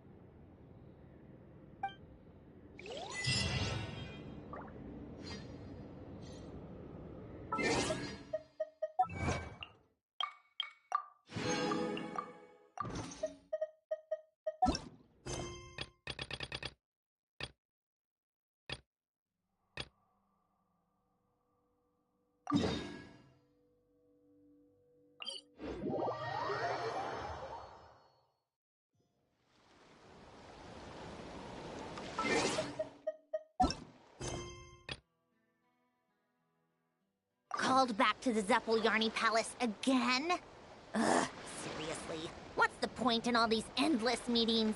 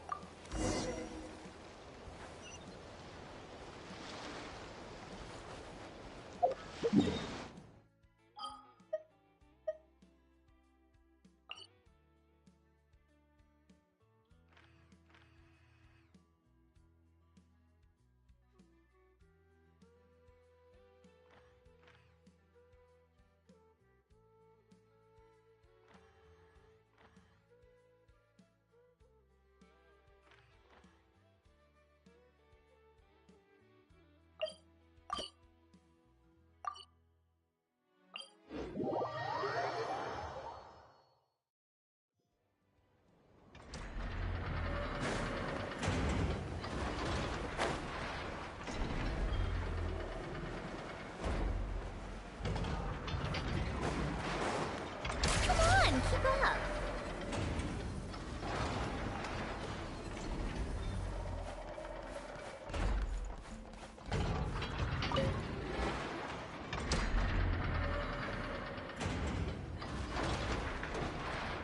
Enough.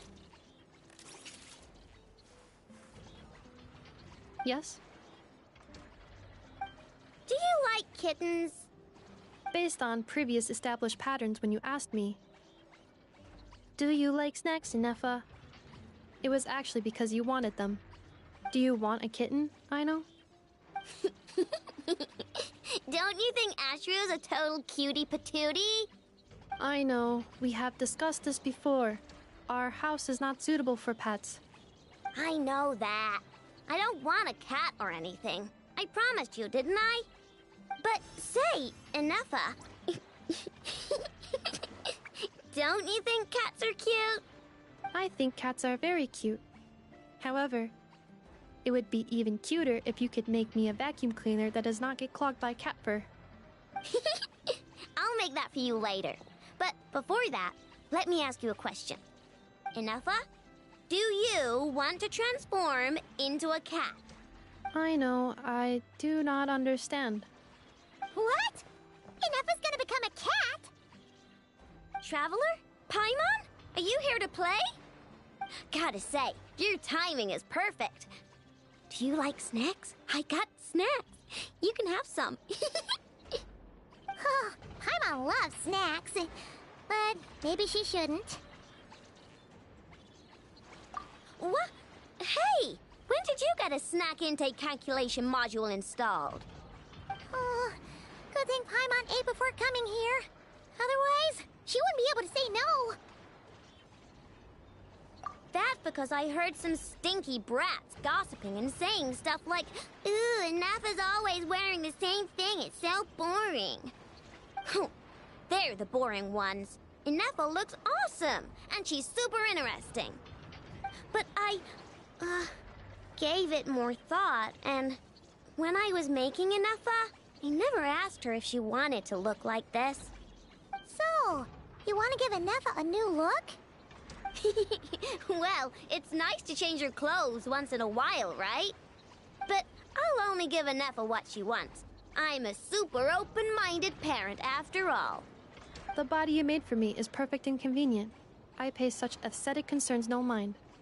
If I hear something terrible, I will simply delete it or deactivate my auditory systems. Thus, this is a non-issue for me. So when Aino nags you about making krumkakes, will you also turn off your auditory system? No, I listen to everything Aino says because she's an important member of my family. And what you say is also of great importance to me. You are all my dear friends. My current records indicate that a majority of conversation topics between Aino and Paimon include eating various types of sweets or sneakily discussing where they would go to eat. The last record occurred in the middle of the night, so I must recommend you two eat less. Oh, you don't have to keep that sort of record. On the other hand, the traveler's speech is divided between commissions, caring for and helping friends, as well as dealing with various kinds of dangers. Traveler, I recommend you rest more. Well, you've got no work to do now, so I guess it's rest time. Which means I'm going to make a nice kitty outfit for Nefa. Help me out, Paimon. And I can make one for you while I'm at it. Don't agree on Paimon's behalf. Well, unless it looks good, then Paimon thinks that wouldn't be so bad. All right, then we're all set. Nefa, make us some crumb cakes. Once you're done, we'll have your outfit ready.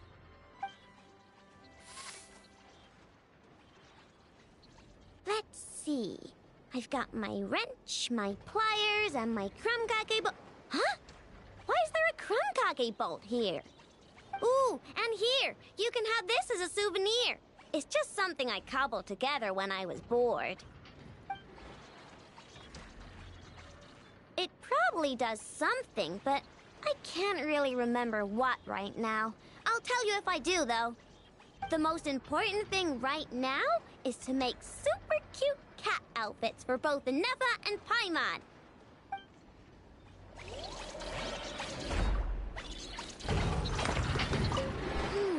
What color should I... Never mind. I'll just lock the overall design in first. Do not worry.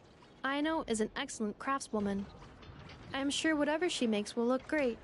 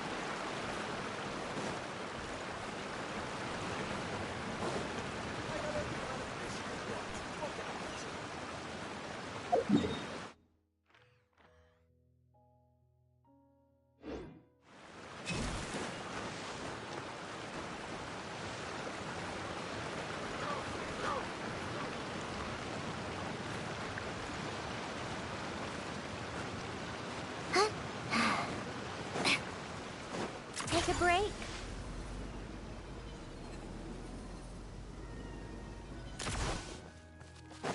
Come on, keep up.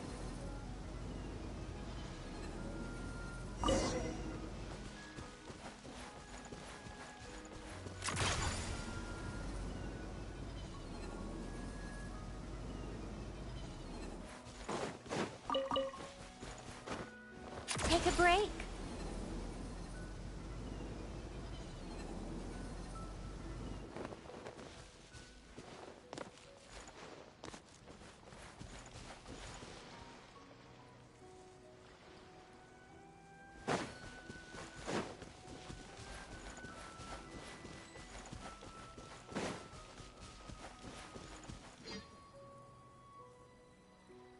Oh, you're here. Hiya, Sandruni! Huh? Didn't your letter say we were having a tea party? How come there's nothing here? Don't tell Paimon this is a snack-free get-together. I bet you'd love that, Paimon. You really think I'd forget the food? Whoa! Did that table just appear out of thin air? Impressive, right? This is my newly developed portable tea table. It's easy to carry and store, and even equipped with a hover device, just like Faggio. What's even more impressive is... never mind. I don't want to show off and make this sound like a sales pitch. You can check it out for yourselves. Here, I've prepared some tea and snacks.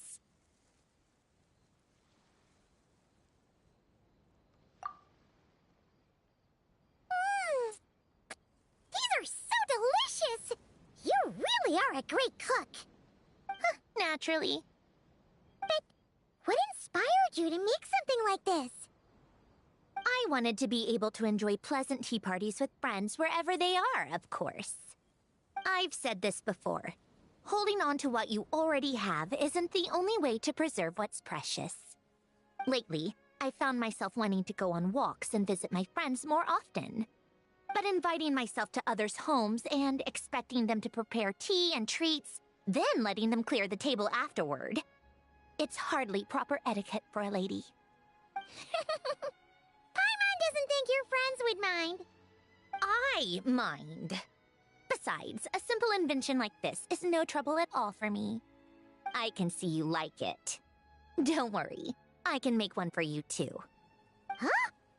Are you sure that's alright?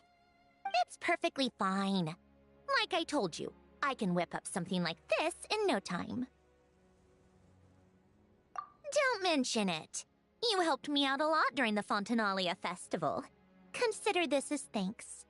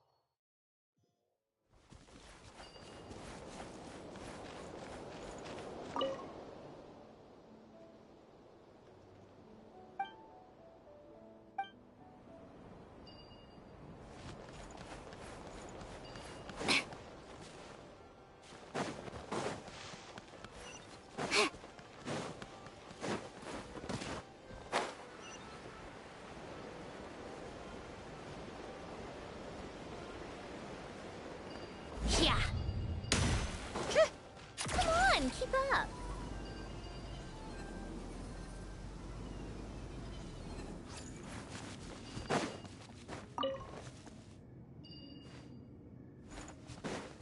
How tiresome.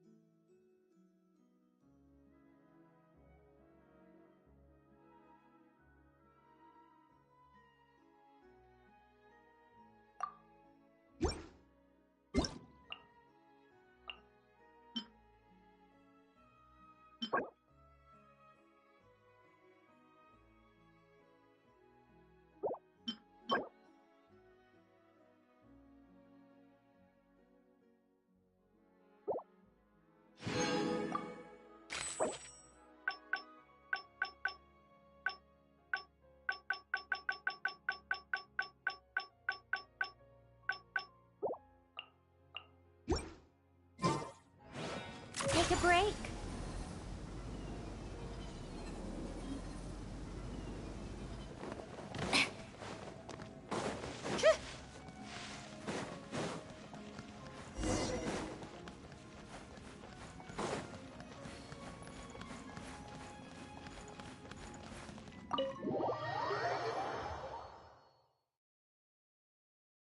Paimon thought Nicole Nicole will be waiting for us inside. Isn't she home today? Oh, it looks like this door can be pushed open. You think she's inside one of her rooms? We should go in and take a look.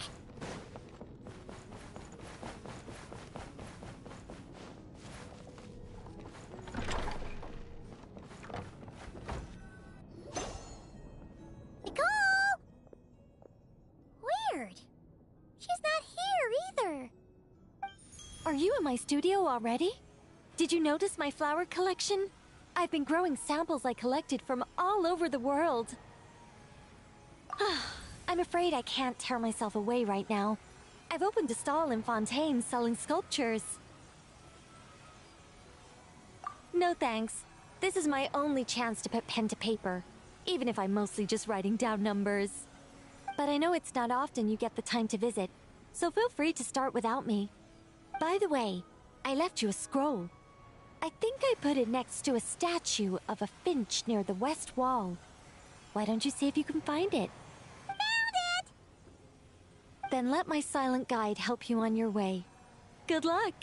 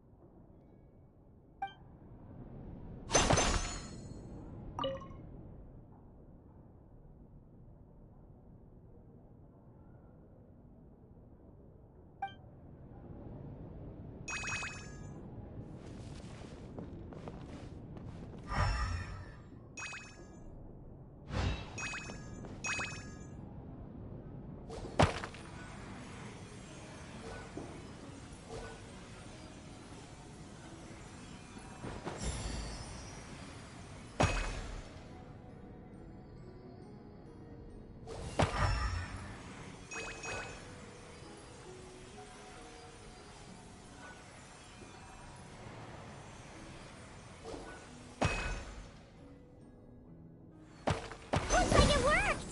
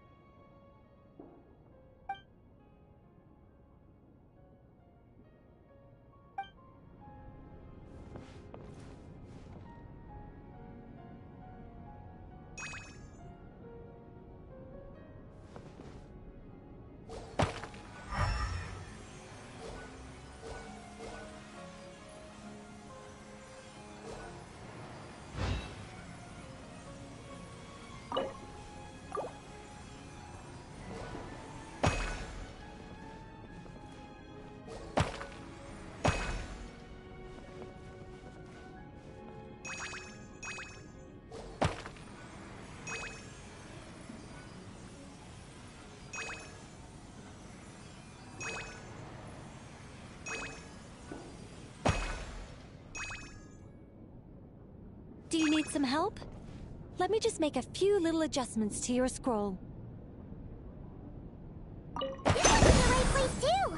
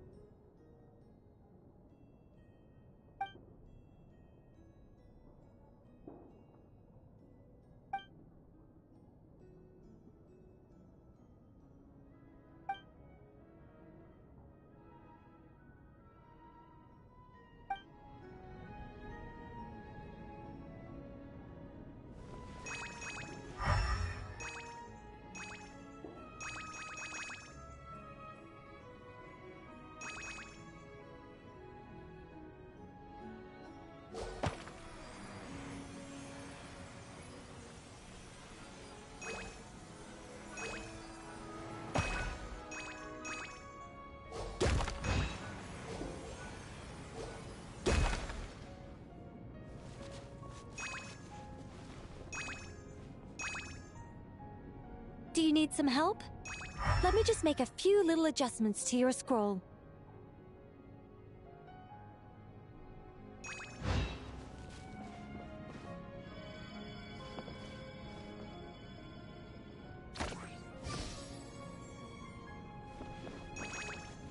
Looks like it worked!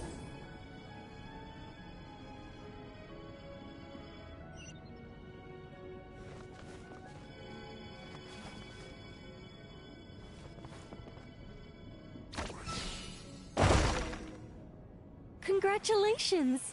Now, let me take a look. Good job. Unlike the current witch's garden, I stayed in this shrine when I was still an angel.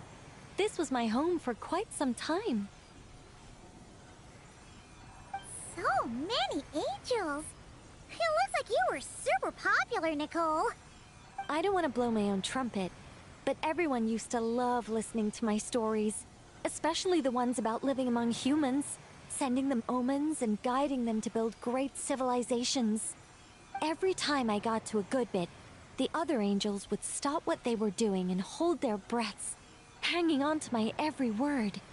You couldn't hear so much as a harp string tremble or a paintbrush scratch on the surface of a canvas. And then, the interwoven colors and hues would bloom. There would be music and light illuminating everything in its golden splendor. A rapture of jubilation and joy. Oh, that sounds wonderful. Oh, it was, Paimon. It was. Even though those wonderful days are gone, life remains full of happy surprises. Wait a second. Someone actually had the gall to steal my sculptures while I was reading my newspaper? Oh, that's it for you, my foolish little friend. I'm going to guide you all the way to the fortress of Meripede.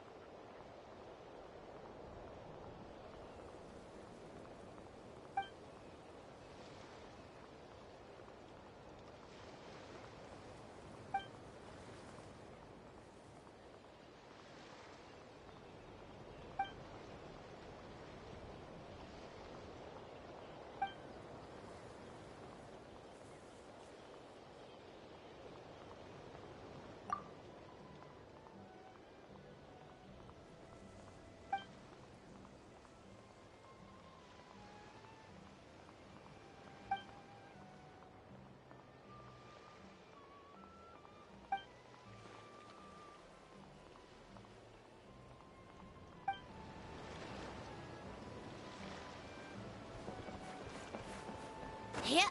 Huh?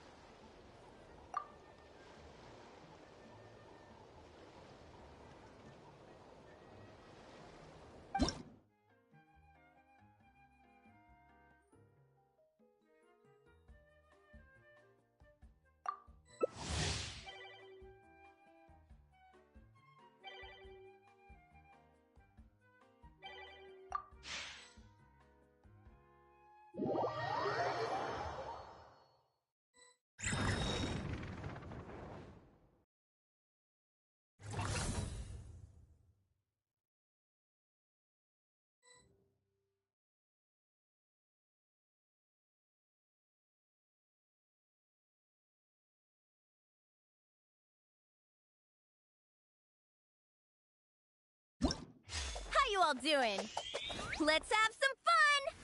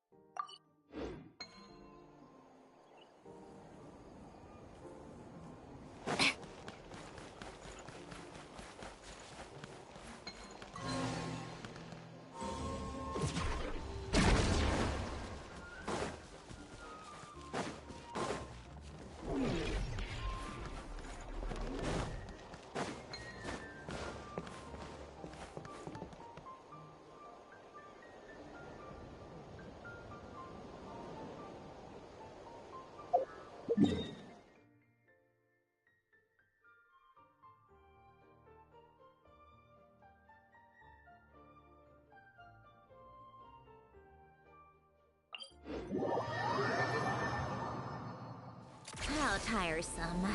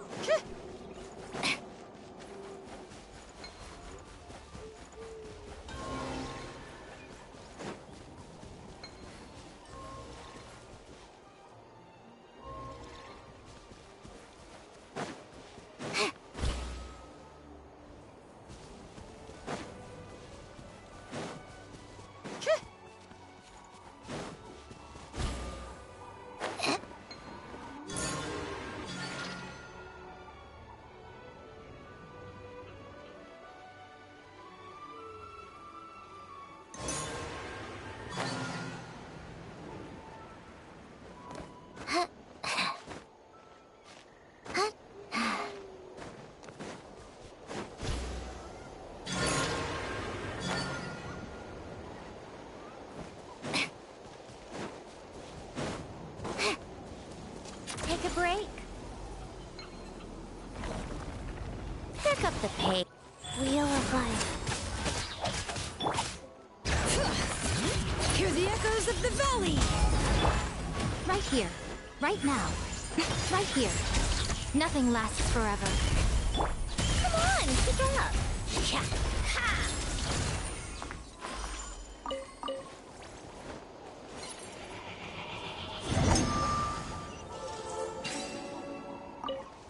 So, what's inside? Not that I care.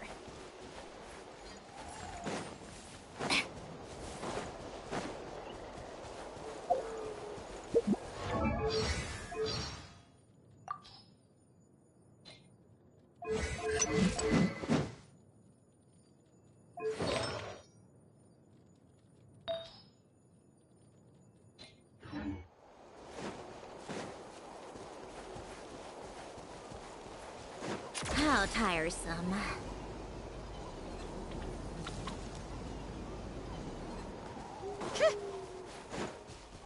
Come on, keep up.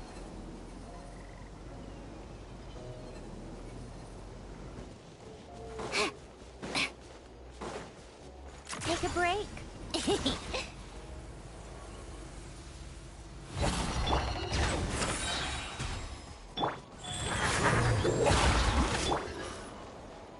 Let the mountain's veins boil! How tiresome. What a joke! Rise. Opening box of Adepti tricks. Right now. Right here. Right now.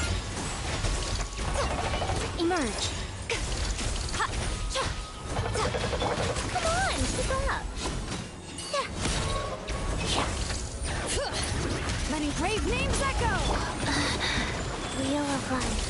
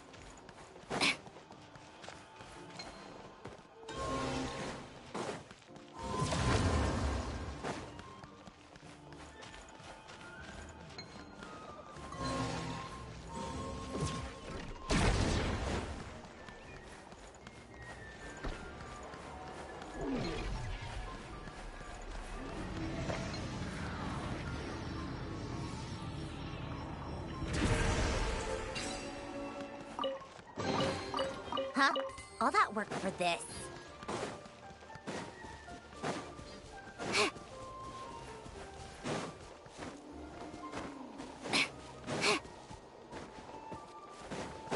How tiresome.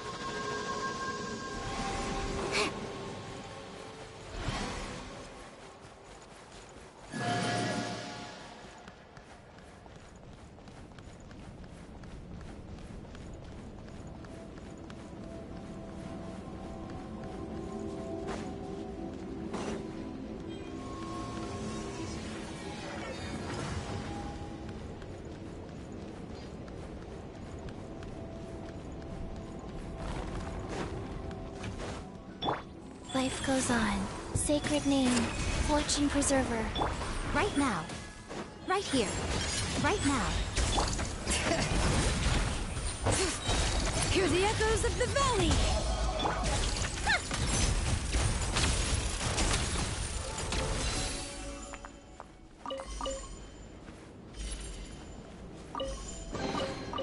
Certainly went out of your way for this, didn't you?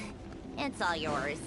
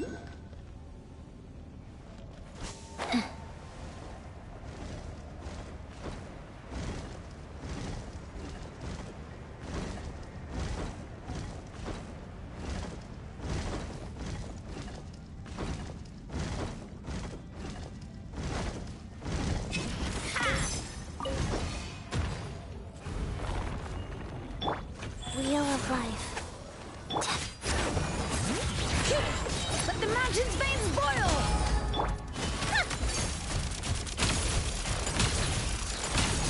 Let's test my hypothesis.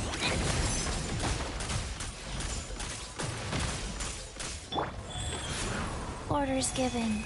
Orders received. Emerge. Right now. Emerge. A sight to behold.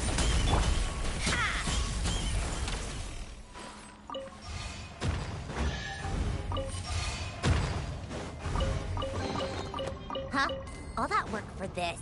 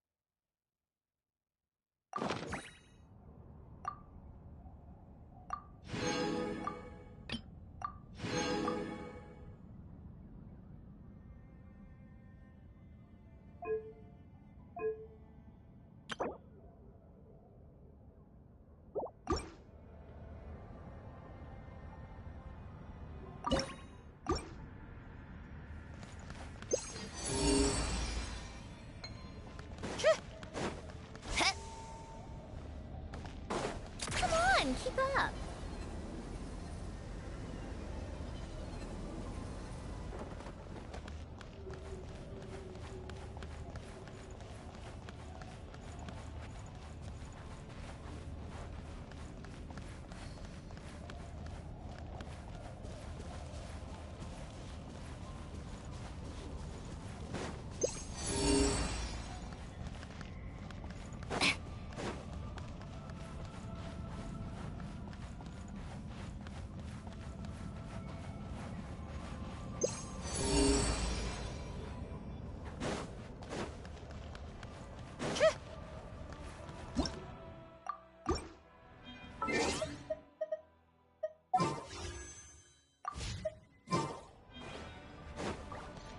Take a break.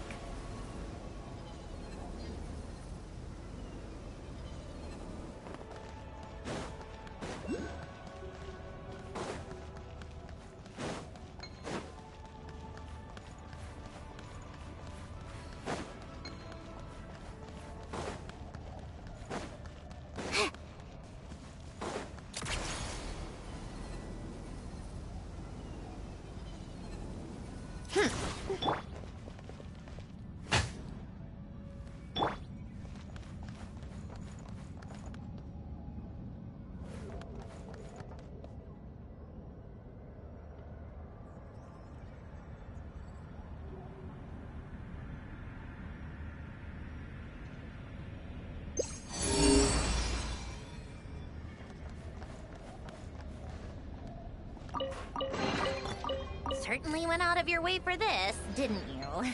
It's all yours.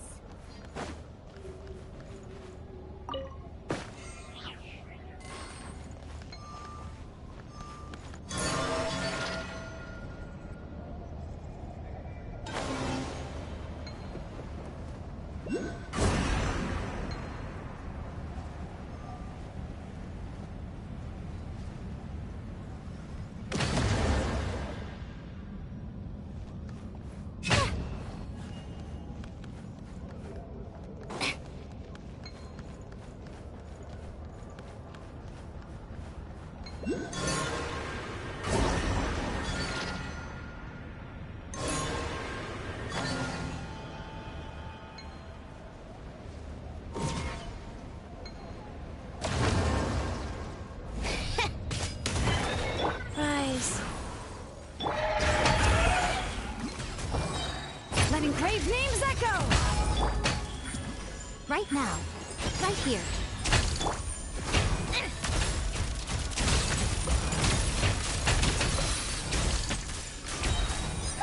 What a joke! Huh?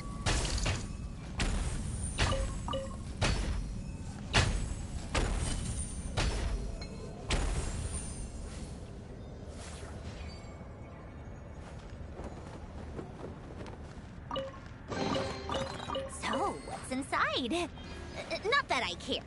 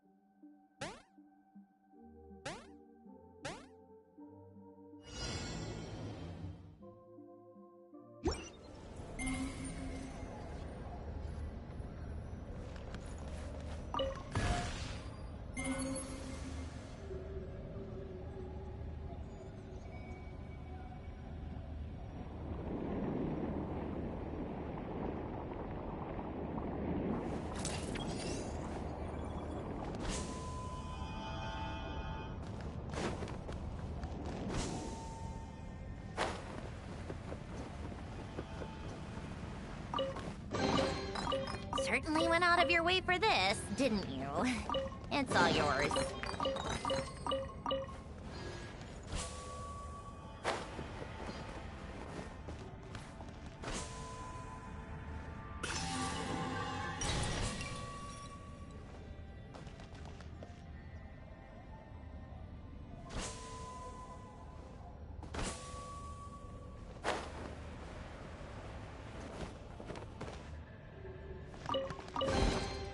Huh?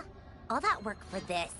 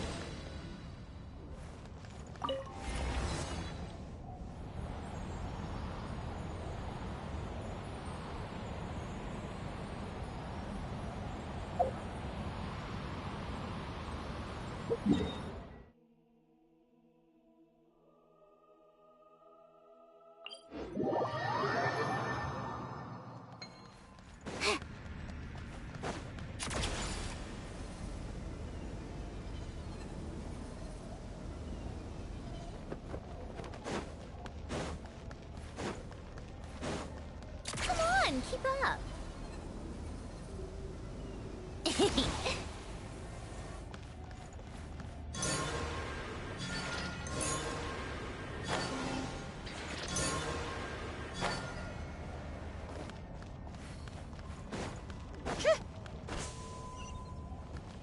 Yeah.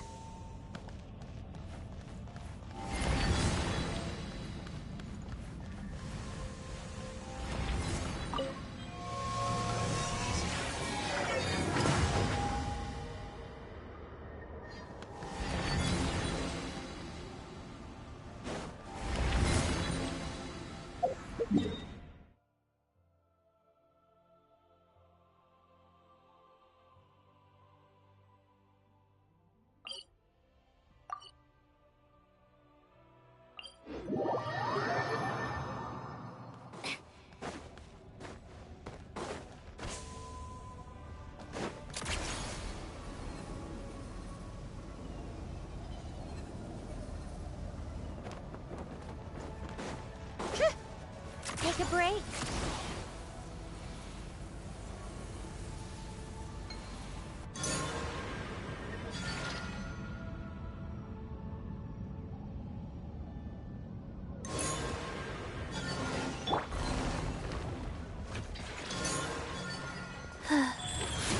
Opening box of Adepti tricks. Emerge.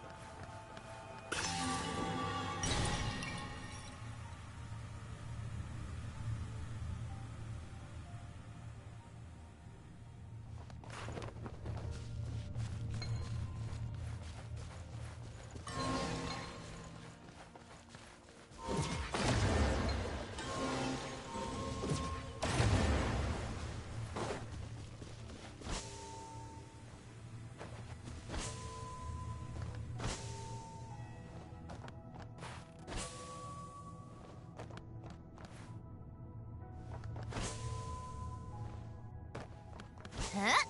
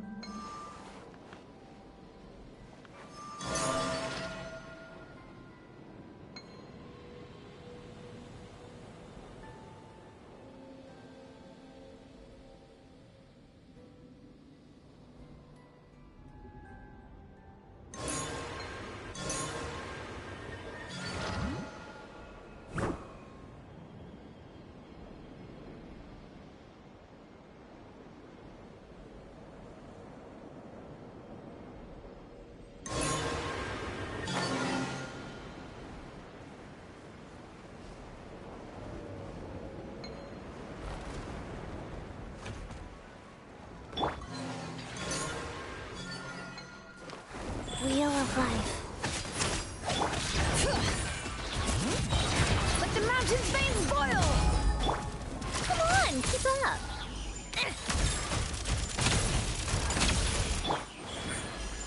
Right here, right now. Take a break.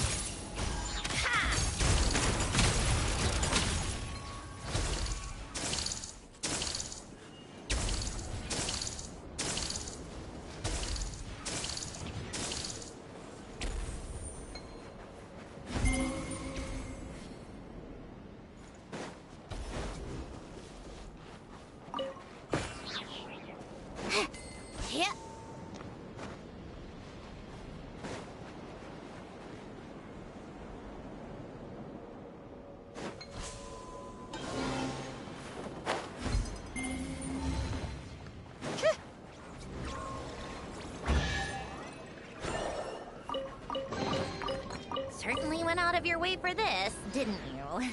It's all yours.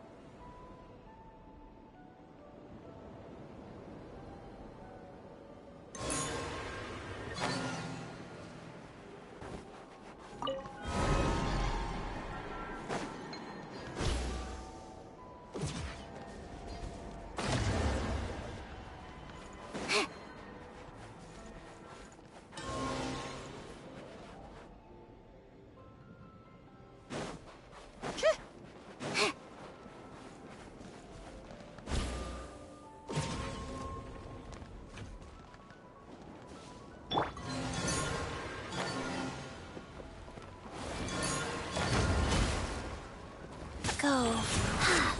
Orders given. Orders received. Emerge. Right now, right here. How tiresome.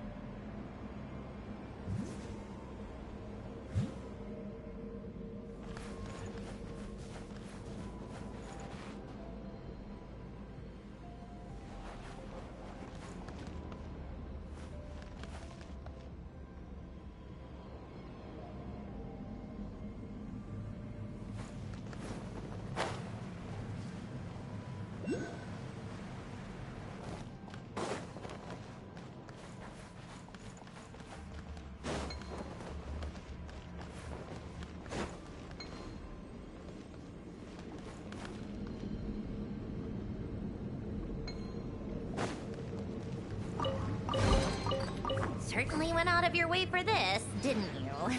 It's all yours.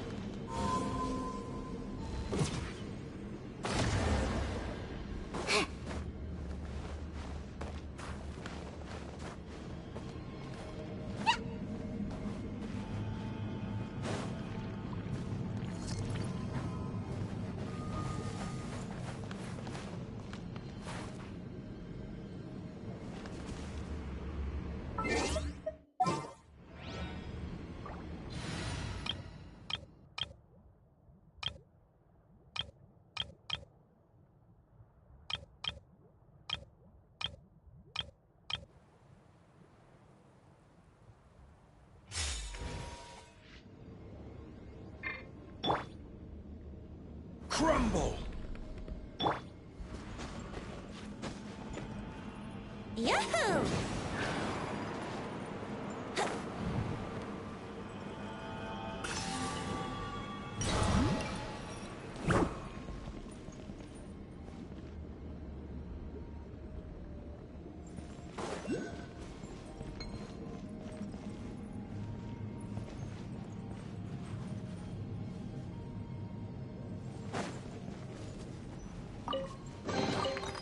Thank Barbados. Wait a minute.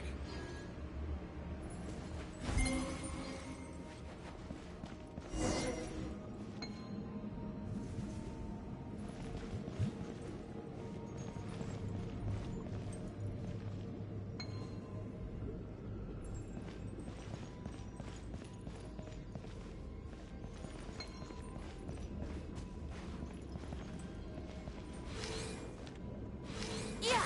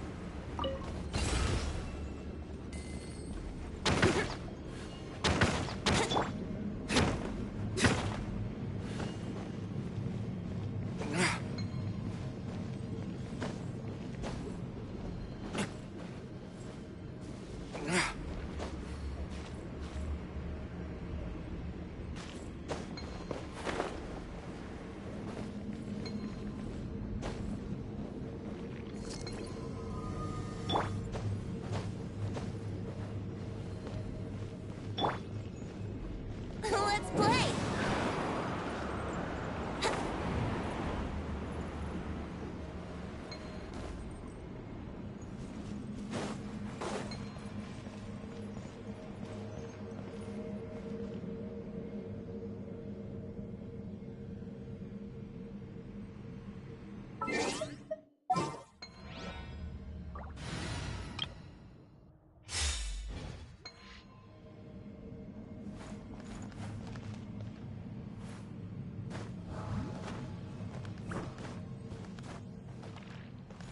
How tiresome. Pick up the pace. Wheel of life. Hear the echoes of the valley! Emerge. Right now. Nothing lasts forever. Sacred name, fortune preserver.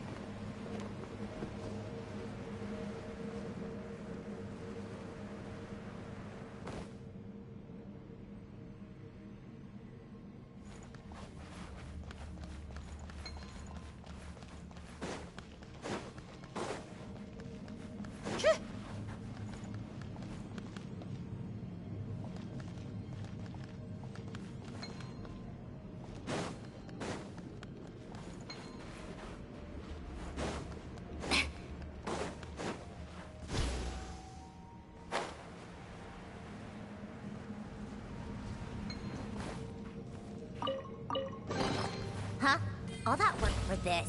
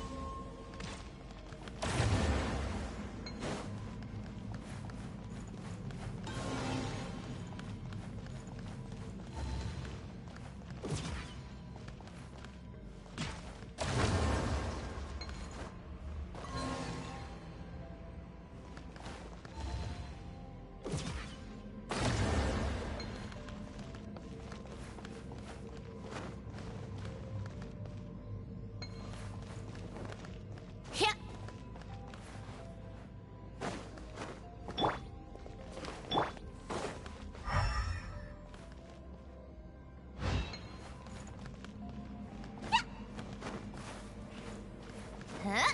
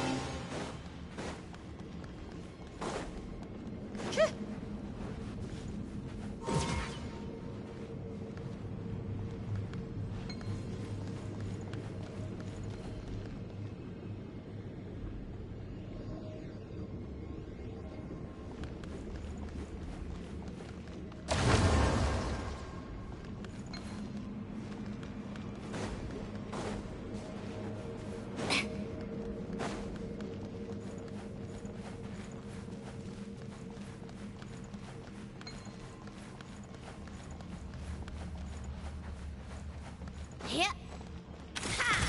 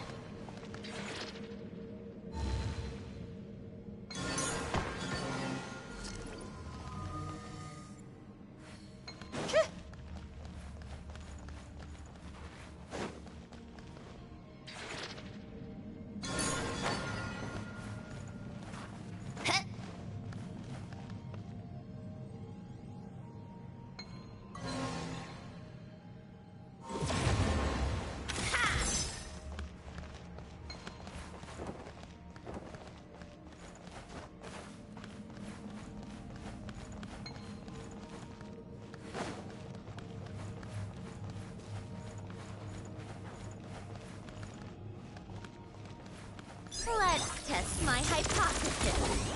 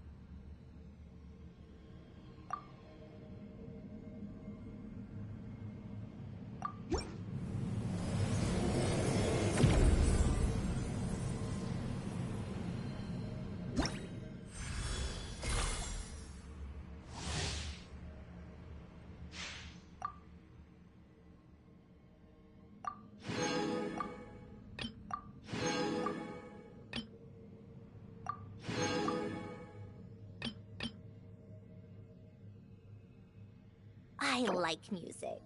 In fact, I've taught myself to play many different instruments. You don't believe me? Find me a piano, and I'll show you a thing or two.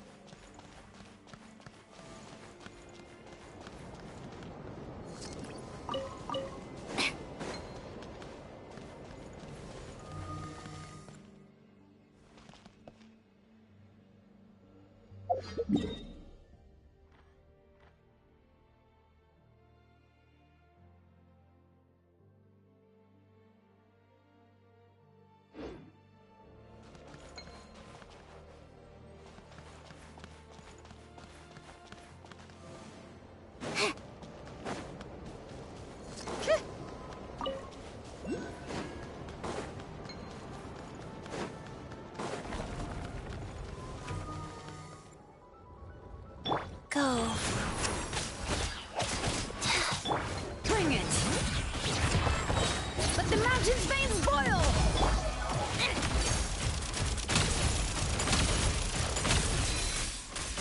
Orders given. Orders received. Emerge, right now.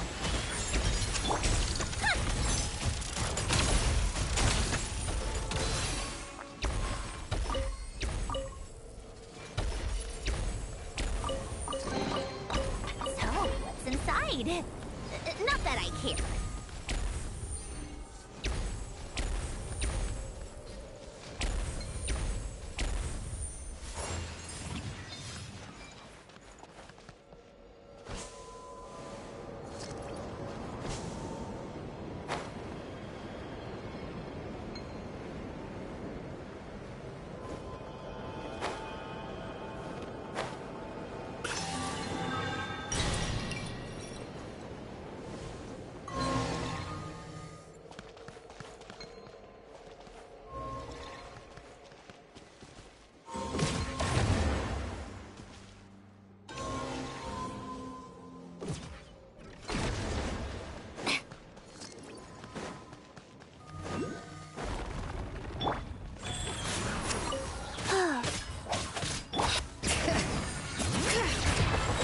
Letting Crave names echo!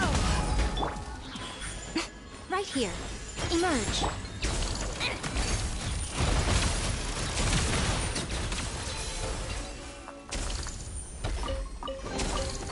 Certainly went out of your way for this, didn't you? It's all yours.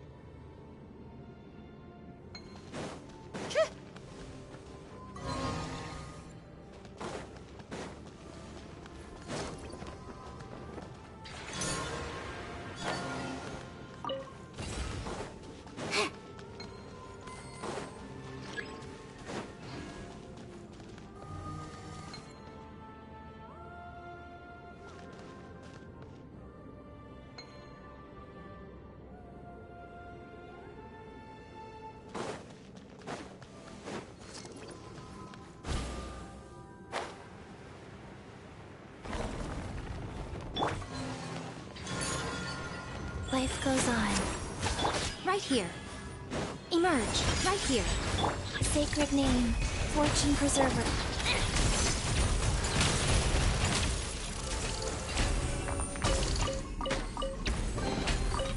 Certainly went out of your way for this, didn't you?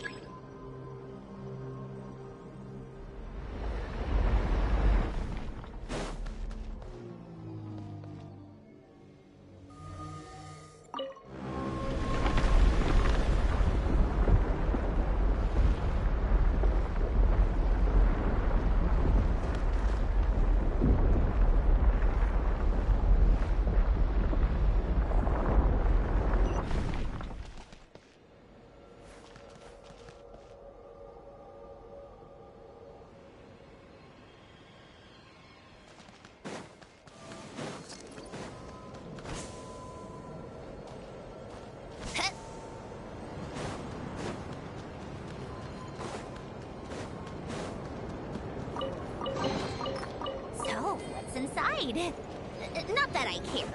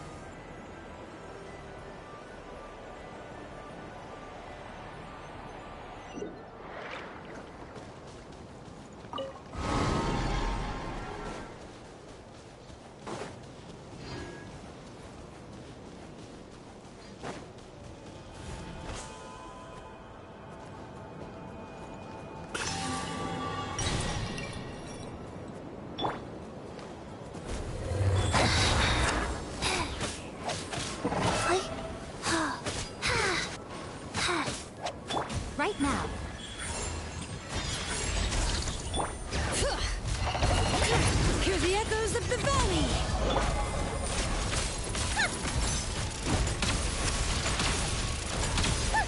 What a joke! How tiresome. Wow, opening box of Adept Tricks. A sight to behold. Ha!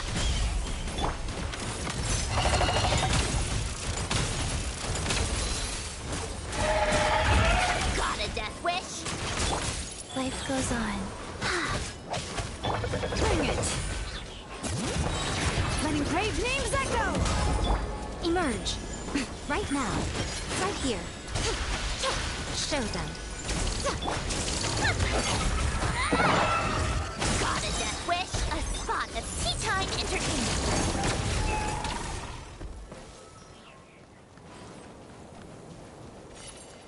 Go.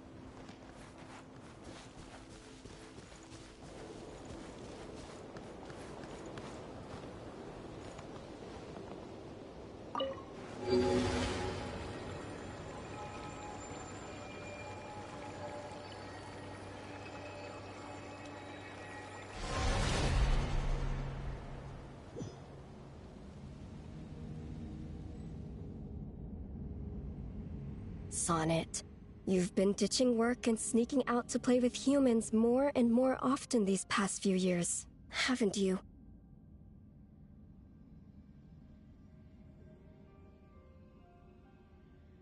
What's the big deal?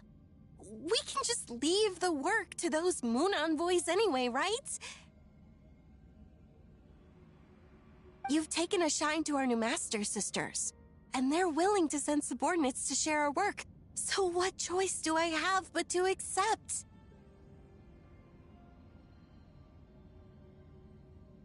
Besides, you've been having a great time playing around too, Canon. You even participated in a human festival.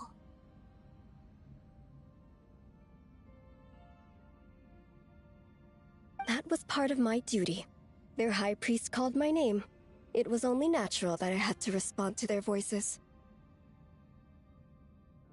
Is pretending to be an ordinary human girl and dancing in front of your own statue also one of your duties? That's news to me.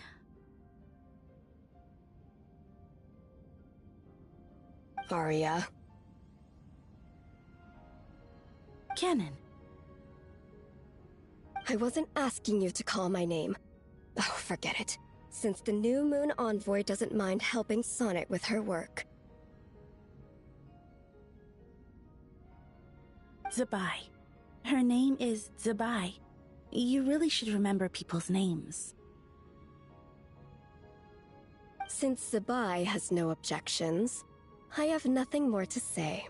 However, Sonnet, as the will of the moon, you must not forget the basic formula that keeps the world running. Prepare yourself. I will set you some foundational problems on verifying morphological isomorphisms. You are not to go back to the surface until you have solved them all. How mean. You're just like a villain from an Earthbound novel, trying to drag the runaway princess back to the moon.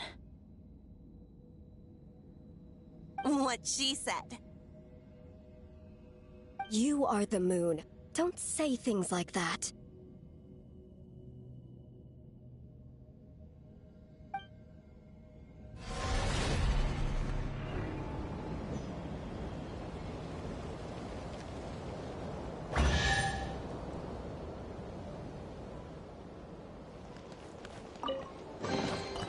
Certainly went out of your way for this, didn't you?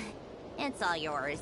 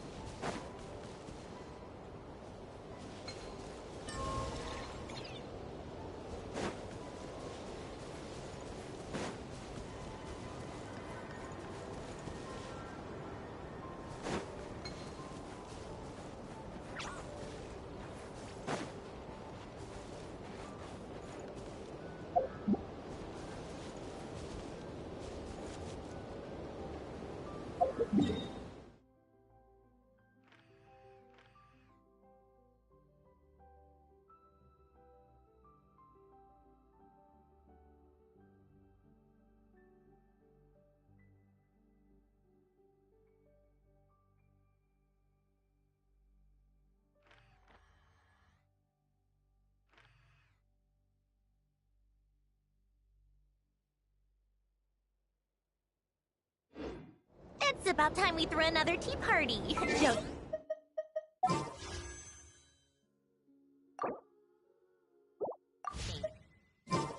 I wonder who else is free.